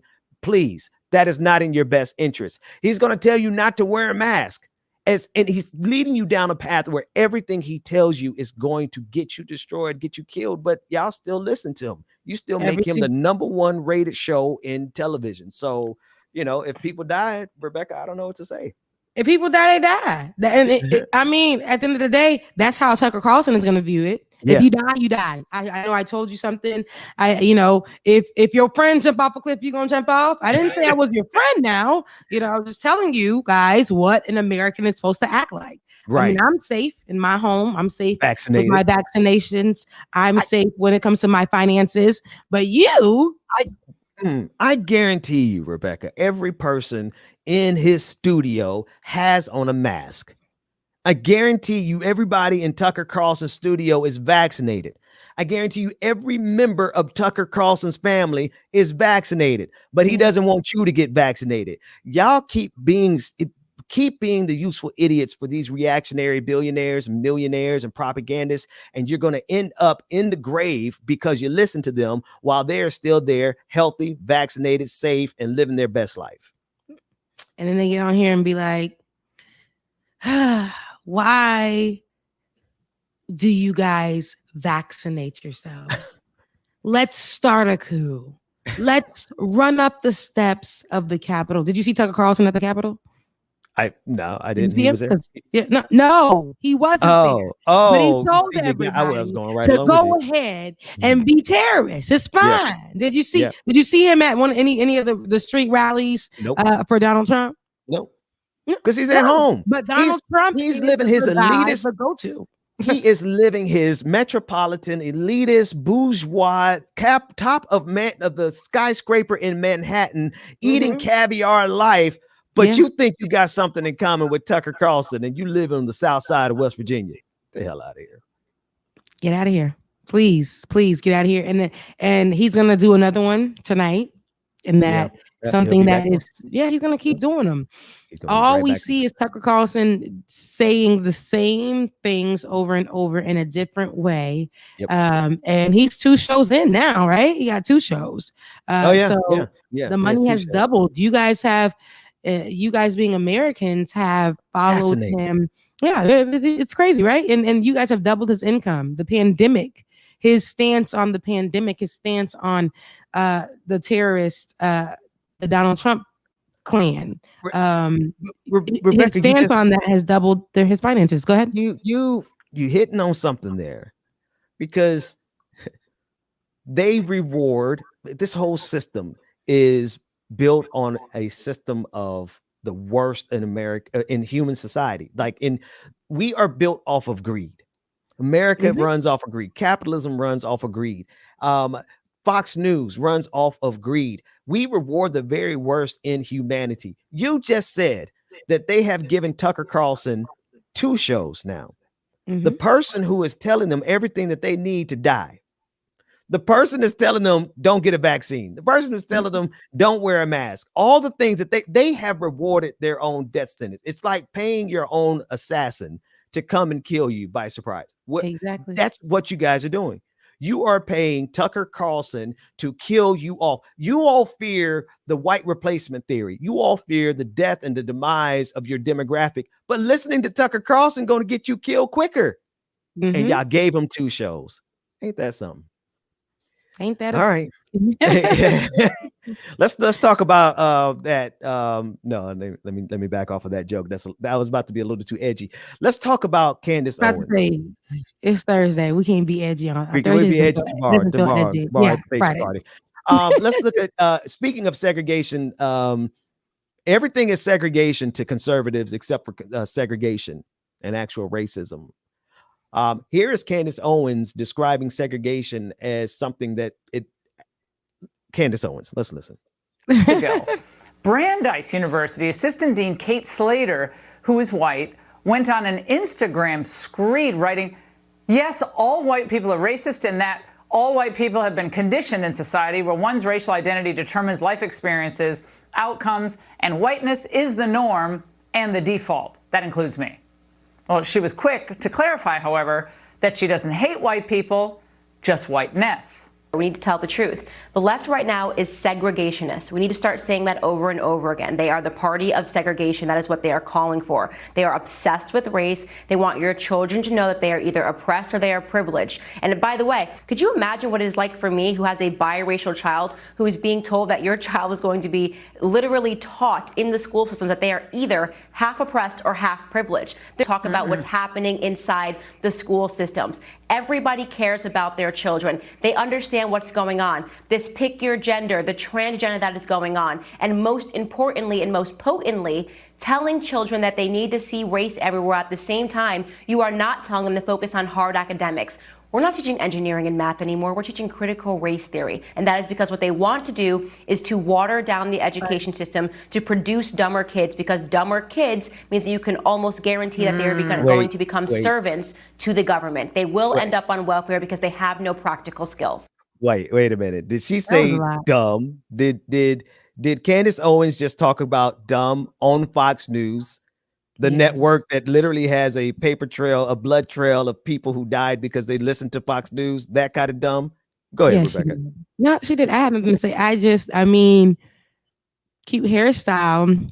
She probably has on a cute dress too. She's giving a little ET go home, but I really, she looks like she's not eating anymore. She's What's not going eating. on? She needs to go eat. She don't want to eat. Like, she doesn't look healthy, is what I'm saying. And not about. It's just she doesn't look healthy right now. That she's. I don't like it. But in the same time, though, she and I hope everything's okay with her health wise, because when we be doing that, next thing you know, they come in and be like, yes, you got to cover all the bases. I got to make sure, just in case there's a health issue. I don't want there to be a health issue with her. On her physical appearance. Okay.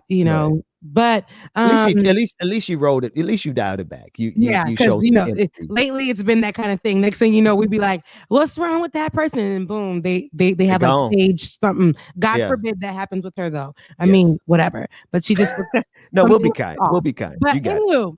anywho, all that she said. Here's my thing with that, Candace Owens. You went to a school, and that we always had to roll back to that because you sued or whatever happened with an instance that happened with you in school where something was like you had a Racism racial there. incident. Yeah. And you sued and won, right? And then here's the thing with that though as well. You're saying what our kids are being taught in schools.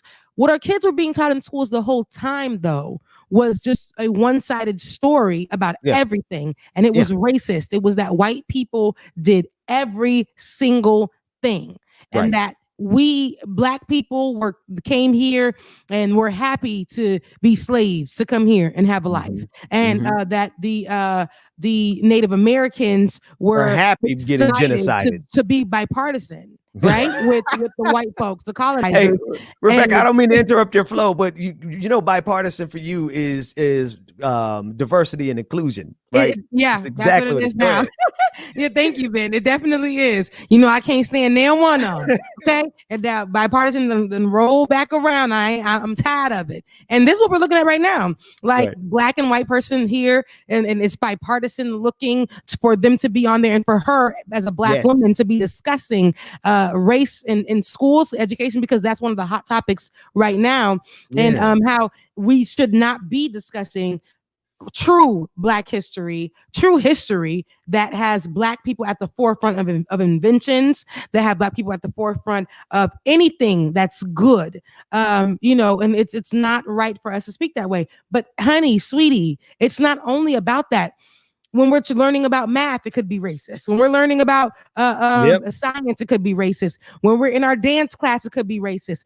Any part of our education system has racist undertones, racist systems that have been built to put white people first. And so for you to sit here and speak as you are and say that our children, you know, it's not good that our children are being taught the right things about black people. And it's not good that we're calling a thing when it comes to that, and saying what the truth is, where black people sit in this time and where white people sit in this time. It's that we can't do that. And because it's making our kids choose. It's not making our kids choose, it's making our kids smarter. It's making our kids understand and understand what's going on. And then at that point, they can choose what side they want to stick on. But we can say that we taught them the truth.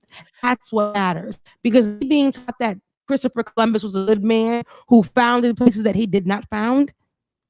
Right. That is sick. Becca, I need you to help me figure this out. There's a thing that you just said. It just kind of gave me, there's a common thread.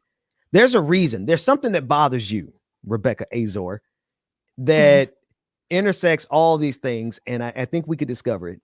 One, it's diversity and inclusion, right? Why, just in like one quick sentence, why does diversity and inclusion bother you? Because it's racist. What? But no, underneath it, like what about it? Because you said one quick sentence and that's it. Because to me, it's racist. Give me not, 4 good sentences. It does not. It's not progressive. It doesn't. What diversity and inclusion does is it takes the good black folk and put them at the forefront of to showcase for racist corporations. And you know, and it all started and it all started, if we go back when it began, when Starbucks had that incident, right? That's when you knew. Then they shut down Starbucks for a day, and we were all like, "Oh, yay! Racism is over!" And if we can just do this, and that to me was a slap in the face, because I'm like, your whole corporation still moves in that, but because you took a department and you took a black person, and you know that the diversity and inclusion team, hey, because if you go on social media and you ask them how big the diversity and inclusion team is, you're gonna get replies directly from that holds on to so much. So it's still built to me in racism. It's saying that one black person can take on the weight of all our racist remarks. Let me move to the next one then. You see, don't get me started. Yeah. Let me move to the next one. So diversity and inclusion, it bothers you because it gives the appearance of progress when it's not really progress. It's racist. Okay, the second thing, why does bipartisanship bother you? Because it's not real. Not one real. is racist and one isn't real. Like, let's be honest. We've been talking bipartisanship for years and years and years. A partnership, the kumbaya, that whole thing. I used to be one before I got into politics as a normal person, okay? Coming in and trying to understand what's going on, thinking that if we just join hands, if we just partner together, a change will happen. But I've Right. saw people, even when a black man took office and he was speaking the same kind of rhetoric, I saw them disrespect him as well. People in his own party let the people on the other side disrespect him. Easily. And they talked about it being bipartisan for him not to say anything. Okay. It doesn't benefit us. It's one-sided. It isn't real. Okay. So we just got through talking about Candace Owens, and I think I got it because we're almost there. You're talking about it is the appearance. It doesn't look real, right? Or at least they try to make it look real, but underneath it, it's not real, right? And it doesn't help us, right? But then you also compared it to Candace Owens, right there in Candace Owens, her being on that platform, using her voice in that way. There's something there. There's a common thing. Like how does that overlap with that appearance and not helping us? Because I say that's another bipartisan look, right? And not only do Republicans do that, they'll use their blackest person in that time, in that moment, because that's pretty bipartisan to me. When I think bipartisan, I think two opposites joining each other, coming together. And I know it has to do with politics, but when I say that, it's more so of, okay, we're looking at this basically the same thing. We got a black woman who represents being Republican on a very, very, very hard right network, and she's speaking, but it looks good when it comes from the mouth of a black person instead of the white person. So they need that version, that person to have that that diversity and inclusion on their side of it all. And so that's why I say, they don't really want Candace Owens' voice. It's just packaging the black body. So now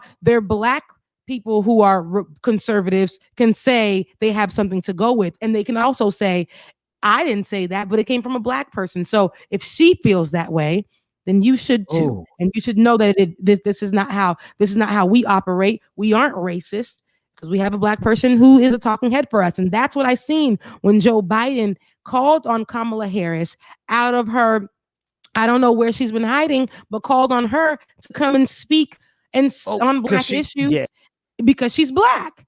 Right.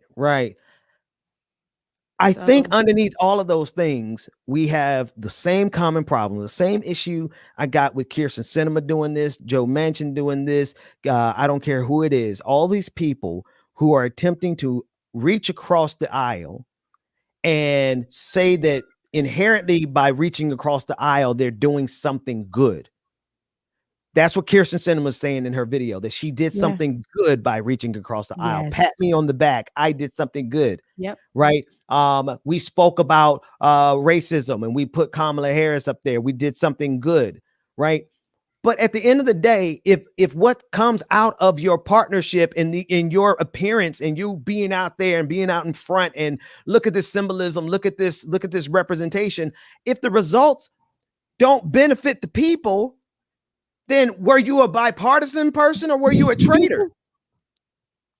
Like if what you do doesn't help us, ain't you betraying us? Am I in the right area? What bothers you about this? Ben, you in the house, you on the street, you in the house this morning. That's exactly what I'm saying. And that's why when I hear it, when I see it, it's just the same thing over and over. I can't be on that side of things. It's not because I'm trying to be radical. It's not because I want to be on the, woke or anything. It is what it is. I'm calling a thing a thing. I'm saying what this exactly is. If we go through our history, did we not just speak to a Senator Jabari, telling us literally answering his pants like, we got to jump on it right now. Got to do it. People in his own party would be willing to join with the other side to stop what he's doing. That's what they're calling bipartisanship. It doesn't work for what works for us. Okay. Yeah. And that's why I say it's right up the alley with diversity and inclusion. I like the idea when I first heard of diversity and inclusion. I like the idea of how it grew from just that one meeting of Starbucks shutting down. But then when I started to realize, what does the groups look like? how much people are on this team holding down this billion-trillion-dollar company. You got 4 people nationwide who are holding down the diversity and inclusion team, staying up day and night to hold down your racist BS, to clear it up. And what are the results of what they do? If the results of your diversity and inclusion is not the advancement of the people who are the diversity, then are you actually helping us or are you betraying us? If the results of your bipartisanship is not going to be something that actually benefits the working people of this country, Kirsten Sinema, then should you be rewarded for bipartisanship or should you be viewed as a traitor? And what she's doing to me, the person that you send into another camp, they're either going into that other camp to do something for you or to do something for that other camp. Now, ask yourself the question: who is Kirsten Sinema really helping? Who is Candace Owens really helping? Who are these reactionaries on the left really helping? Because if you're going into the camp with conservatives to get something, you better get something good for the people. But all you're getting is what conservatives want, Kirsten Sinema. Yeah. And Kirsten Sinema is doing exactly what she's supposed to do, right? That is the best representation. Joe Manchin, that is the best representation of bipartisanship, right? Right now. I mean, we've seen it with other people. Like, we've seen it with other leaders. We've seen it with other people who have been sitting in these seats and we ain't never know their name until just recently. Like, they are doing exactly what they've been doing for years. And when they sit down and they say the only way we can save America is if we join hands with the right. And if we join hands with those Republicans, that's where we can make a change right here in America. And that to me is some BS. You are not a warrior, sis. And to use that name is ridiculous. And that's why it bothers you. There's not, it's frustrating because where was the fight? I saw you curtsy. I saw you dance. I saw you mock the fact that we deserve more, right? I saw you mock the fact that poor people who don't have, people who are working for you to stop by on your lunch break to grab a bite to eat. And you have an attitude when you come to the window. We don't deserve anything because of the type of place that we're working in, because $15 is too much while you're making nothing for the nothing that you do 4 days a week. But the one day that you come outside to look like a Karen and in an interview to feel like you need to speak up and help on the people back. feel, people feel what you're saying and your mannerisms. I'm done with it, Ben. I've seen it too many times. Because Rebecca, because you inherently know you have the ability, you personally have the ability to quickly identify who is a traitor. Your gut instinct tells you, and you know this false appearance of progress is what you hate. Right? Yeah. You hate, don't put some symbolism up here and say simply because we have something called diversity and inclusion that irks you, because at the end of the day, you see how it betrays us. Yes, right? Yes. Don't talk about bipartisanship when at the end of the day, you use bipartisanship to betray us. Right? Yes. Don't tell me you got good black friends when you're using that black friend, Candace Owens, to betray us. Yes. So the real question is what kind of agents are we working with here? Is Kirsten Sinema there on our behalf? Is she a spy on behalf? Is she a negotiator for the Democrats, or is she a negotiator for Republicans? Everything that we've seen come from her bipartisanship with Republicans shows that she's negotiating for Republicans. She's not our spy. She's our traitor. Yeah, that's it. That's all I got. That's all I got. And stop abusing our black workers who are working in these corporations to hold down all of your mishaps, to hold down and cover up your racist, your whole racist ideals, your whole racist ways in your system, because none of that changes. None of that changes. You just had them put out a black campaign, an LGBTQIA plus campaign, and it makes you less of a bigot. It makes you less racist because you got people on the team, and that's about it. But these same companies, go ahead. They got Benedict Arnold out here portraying and stuff like they're the hero of the story. Like that's the kind of snakes in the grass we get. But all of that seems to be objective, like, my interpretation of them. I have a measurable test for you. Look at the results of that bipartisanship. Who does it benefit more? That lets you know that anytime a Democrat says bipartisanship and the win and the balance and the reward goes to Republicans, that means that they were there on behalf of Republicans and that they were not there on behalf of us. And that's what Kirsten Sinema and Joe Manchin really represent. That's what we see. And we have that up and down the scale. I'm going to leave it at that level of analysis because I don't want to take it too down into the weeds, but it goes all the way down to people who gaslight you, say they're going to do stuff for you. And you have to ask yourself, what was the result? Was it a benefit for you? Was that bipartisanship a benefit for you, Rebecca, or was it a benefit for your enemy? And that's why you said at the beginning of the show, you said they reaching across the aisle and holding the hands of our enemies. And that's it. And I've gone through that too much in my, in every part of my life. And I've allowed it because I know that I am the minority, right? In a lot of ways, whether it was the party that I chose, whether it was my skin color, whether it was my gender that I identify with, whether it was me being from another culture, it's all of that, right? And I had to stay quiet, or I had to mold myself into somebody who believes black and white people holding hands is amazing, who believes a Republican person and a Democrat person holding hands is amazing, who believes that, and to me, that's us selling ourselves short. Right. I got to call you out. That Cliff Albright is in the middle of his own folks calling him out. Yeah. Nomiki is in the middle of her own folks calling him out. You are in the middle of your own folks standing out while everybody is running in one direction. You're like, hold up. Exactly. That's not where I'm at with it. And that's where I am at with it. I can't speak on something that when I see it not helping anyone. Yes. Thank you. You asked that question earlier, and Nomiki answered. I didn't get a chance to answer, but I'm not going to answer long. You said, what has it been like losing audiences? And the thing is, like, you inherently know, you inherently know when somebody's a traitor. That's something I noticed that you have the ability to do. I get the gut instinct about things.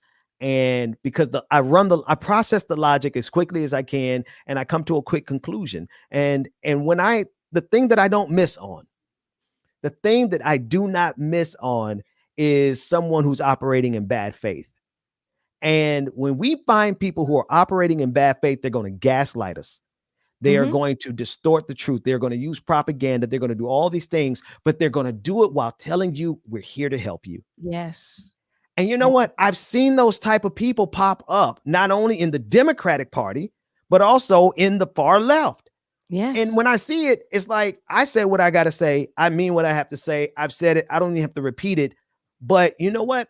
There are people who will leave you, and you just got to let them go. Yes. Because if they were not here listening and engaging in good faith to begin with, then they weren't here to ever be on our side. They were always here to be that traitor. They were always here to betray us on behalf of the other team. Because if they're listening in good faith, everything that we've been saying, everything that we just called out, whether it be Kirsten Sinema, Joe Manchin, Candace Owens, all of them, we're telling the truth. Because at the end of the day, it is a simple test.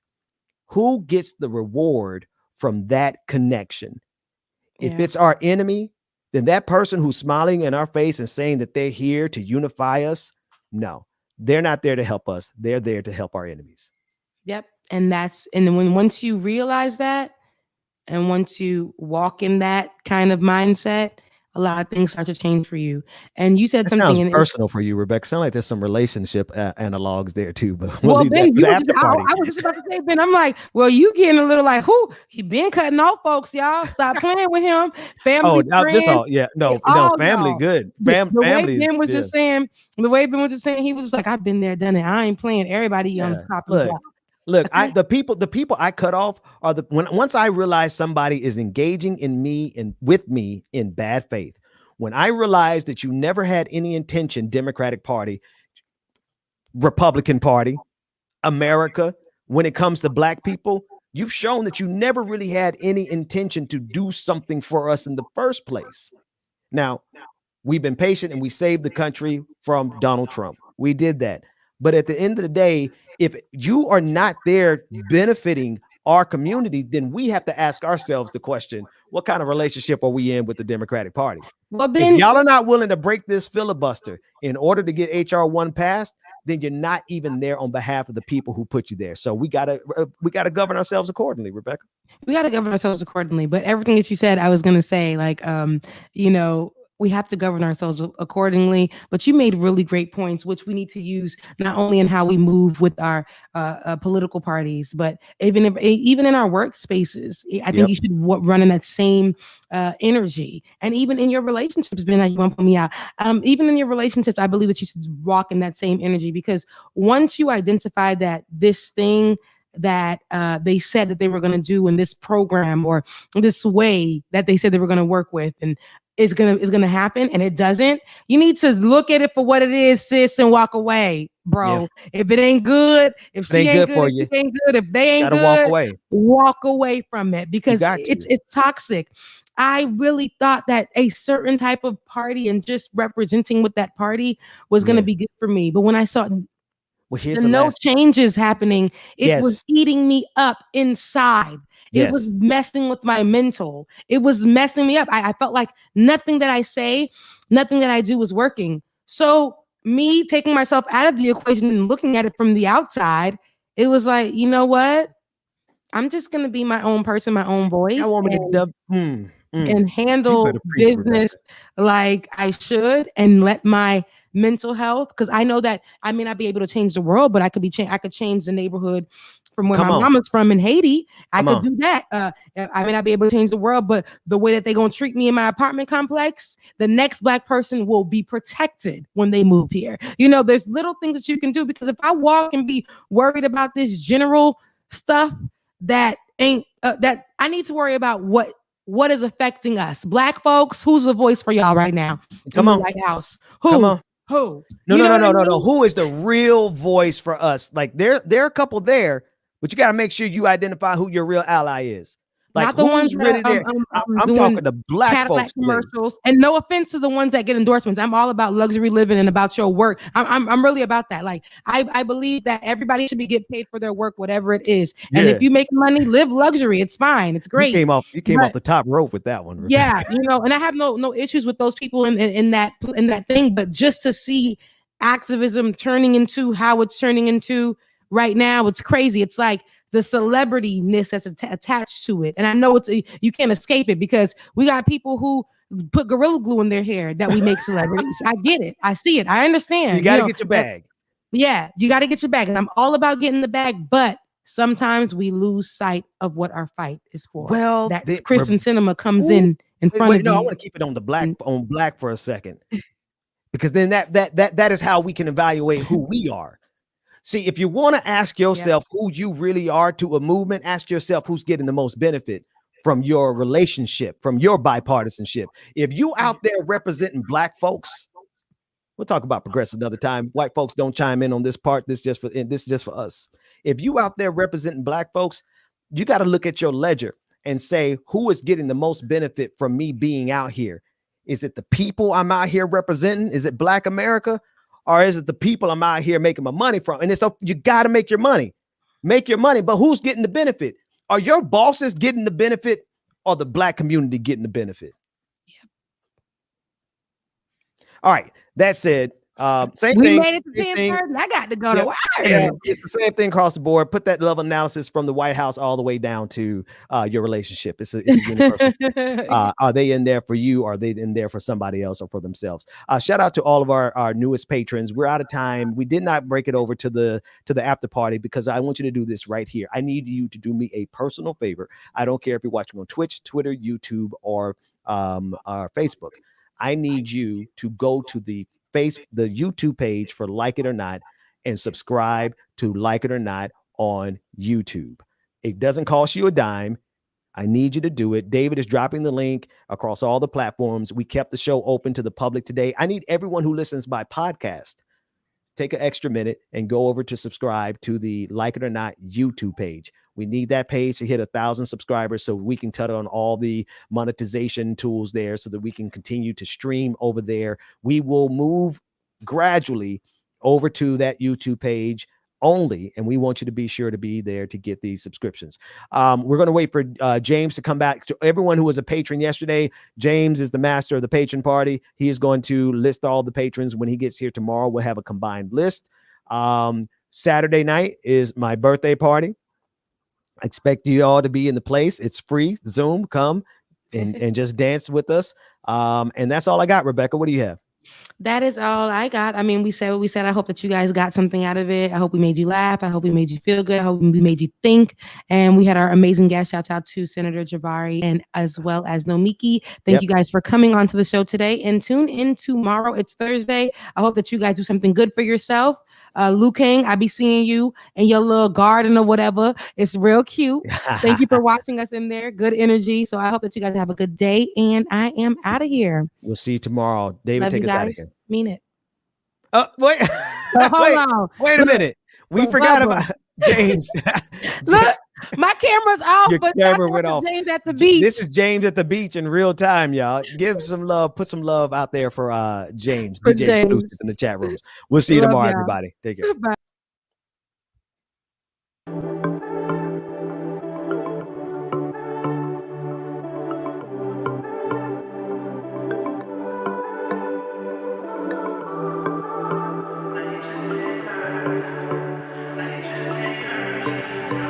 Sticks and stones may break my bone, but your words can't hurt me. No, you just can't hurt me. No, I ain't been right more than I've been wrong, and it still can't hurt me. No, it just can't hurt me. No.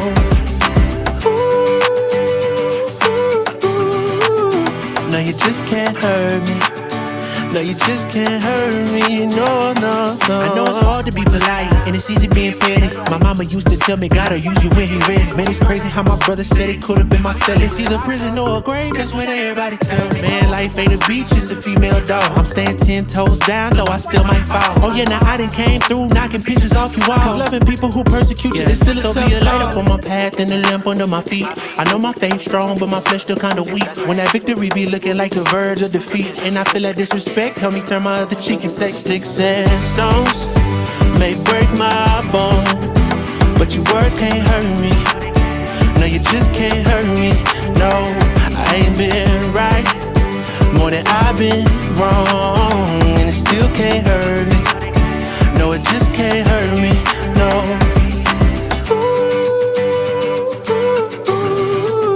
No, you just can't hurt me. No, you just can't hurt me, no, no, no. No, you just can't hurt me. No, you just can't hurt me, no. See, it's hard to be polite, it's easy being petty. Mama used to tell me, gotta use you when you're ready. Cause I ain't working on my own timing. Ain't got no diamonds on me, but I stay shining, yeah, yeah. They say the world would be a better place if we take out the hate. Stop all the hate right now. Yeah. Let's keep it real, it'd be better if we just subtract the fake. Yeah, so be a light up on my path and a lamp under my feet.